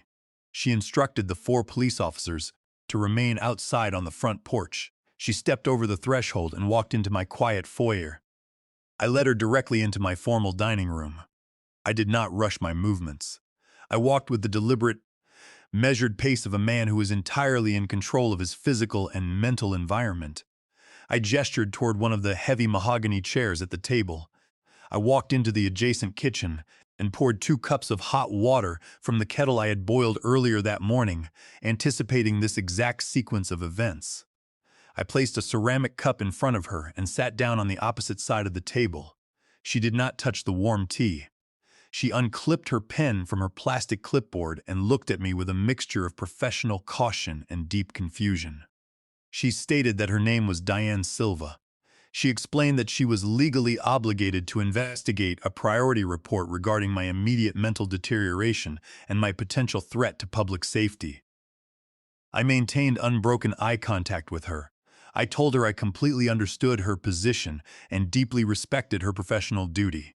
I explained that my son Brian Vance had likely told her a very compelling and highly emotional story regarding my sudden tragic loss of sanity. I told her that he probably mentioned severe delusions regarding stolen money and forged banking documents.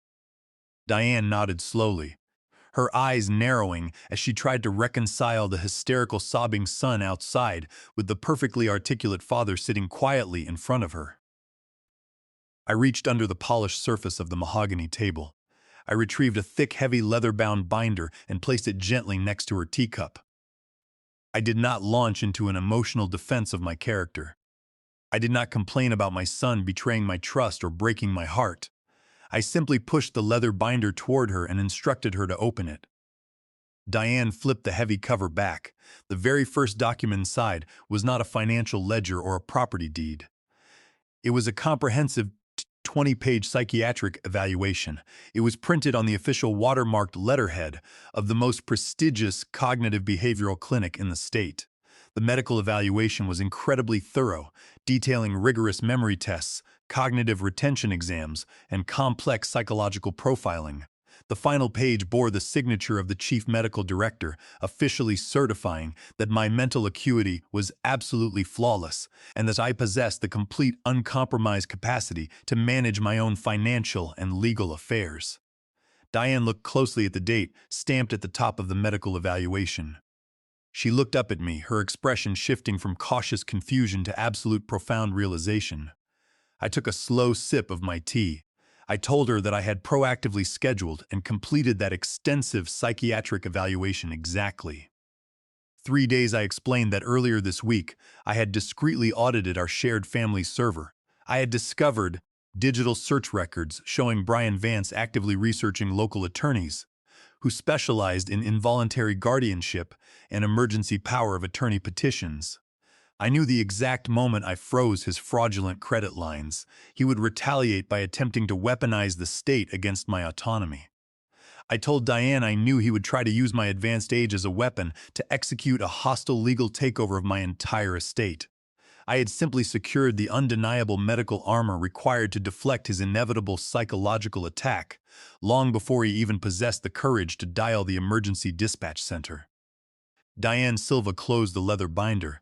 The soft, heavy click of the cover echoed loudly in the quiet dining room. She did not ask me another question regarding my mental health. She did not ask me to perform a basic memory test or state the current calendar date. The 20 pages of unassailable medical documentation had completely obliterated Brian Vance and his fictional narrative. Diane looked toward the front window, where the flashing red and blue lights of the police cruisers were still reflecting off the glass. She realized in that exact moment that she had been expertly manipulated. She realized that the hysterical weeping man standing on the frozen driveway was not a desperate son trying to save his father. He was a cornered, aggressive predator trying to use her legal authority to cover up a massive financial crime. I leaned forward, resting my hands on the smooth mahogany table. I told her there were several other critical documents behind the psychiatric evaluation that she needed to review immediately.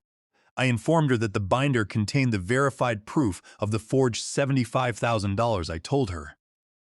It contained the digital timestamps, proving Brian Vance had illegally routed the stolen funds directly into his private banking accounts. I explained that it also contained the executed contract of sale for his current residence and the immediate termination of his lease. I offered her the complete unvarnished truth of his sprawling criminality. Wrapped neatly in a single leather, I asked her to please invite the 4 police officers into my dining room so we could formally discuss the immediate arrest of the man currently trespassing on my driveway. Diane slowly turned the heavy parchment page of the psychiatric. She did not speak. The silence in the formal dining room was absolute, broken only by the faint ticking of the grandfather clock in the hallway. I watched her eyes track across the subsequent documents I had meticulously organized within the leather binder. Her professionally neutral expression began to fracture as she processed the raw, undeniable data. I reached across the polished mahogany table and gently tapped the corner of a bank statement highlighted in a sharp fluorescent yellow. I explained that the document detailed the exact routing numbers of the fraudulent $75. I watched her trace the flow of capital with the tip of her pen. The funds did not rest in any account associated with my name. They were instantly wired into a private wealth management portfolio independently controlled by my son and his wife. I then guided her attention to the final section of the binder. I explained that when I initially discovered the unauthorized credit inquiry, I did not simply freeze. I contacted the regional fraud division of the credit union and requested the specific digital footprint of the I, slid a rigid piece of paper toward her, detailing a string of complex numerical values. I told Diane that the electronic signature executing the loan was generated from a specific internet protocol address. I watched her read the physical geographic location tethered to that digital address. It did not originate from my secure home network. The digital fingerprint mapped flawlessly to the exact residential coordinates of the suburban property Brian Vance currently occupied. It was a perfect, undeniable digital confession of federal wire fraud executed from his own living room. The narrative inside the dining room flipped in a single breathtaking instant. Diane Silva stopped reading. She sat back in the heavy mahogany chair, and the weary, sympathetic posture of a social worker evaporated completely. A cold, terrifying, predatory sharpness took its place. She was no longer looking at a vulnerable elderly victim suffering from severe cognitive decay. She was staring directly at a textbook prosecution for felony-level elder financial exploitation. The tragic illusion of a son, desperate to save his declining father, shattered into 1,000 pieces. Diane realized the sheer, breathtaking audacity of the man currently weeping on my driveway. Her jaw tightened as the profound insult to her profession crystallized in her. Brian Vance had intentionally summoned her.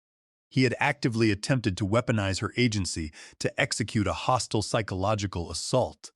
He had tried to use her legal authority as a blunt instrument to lock a perfectly sane man inside a psychiatric ward simply to secure an operational window to finalize his theft.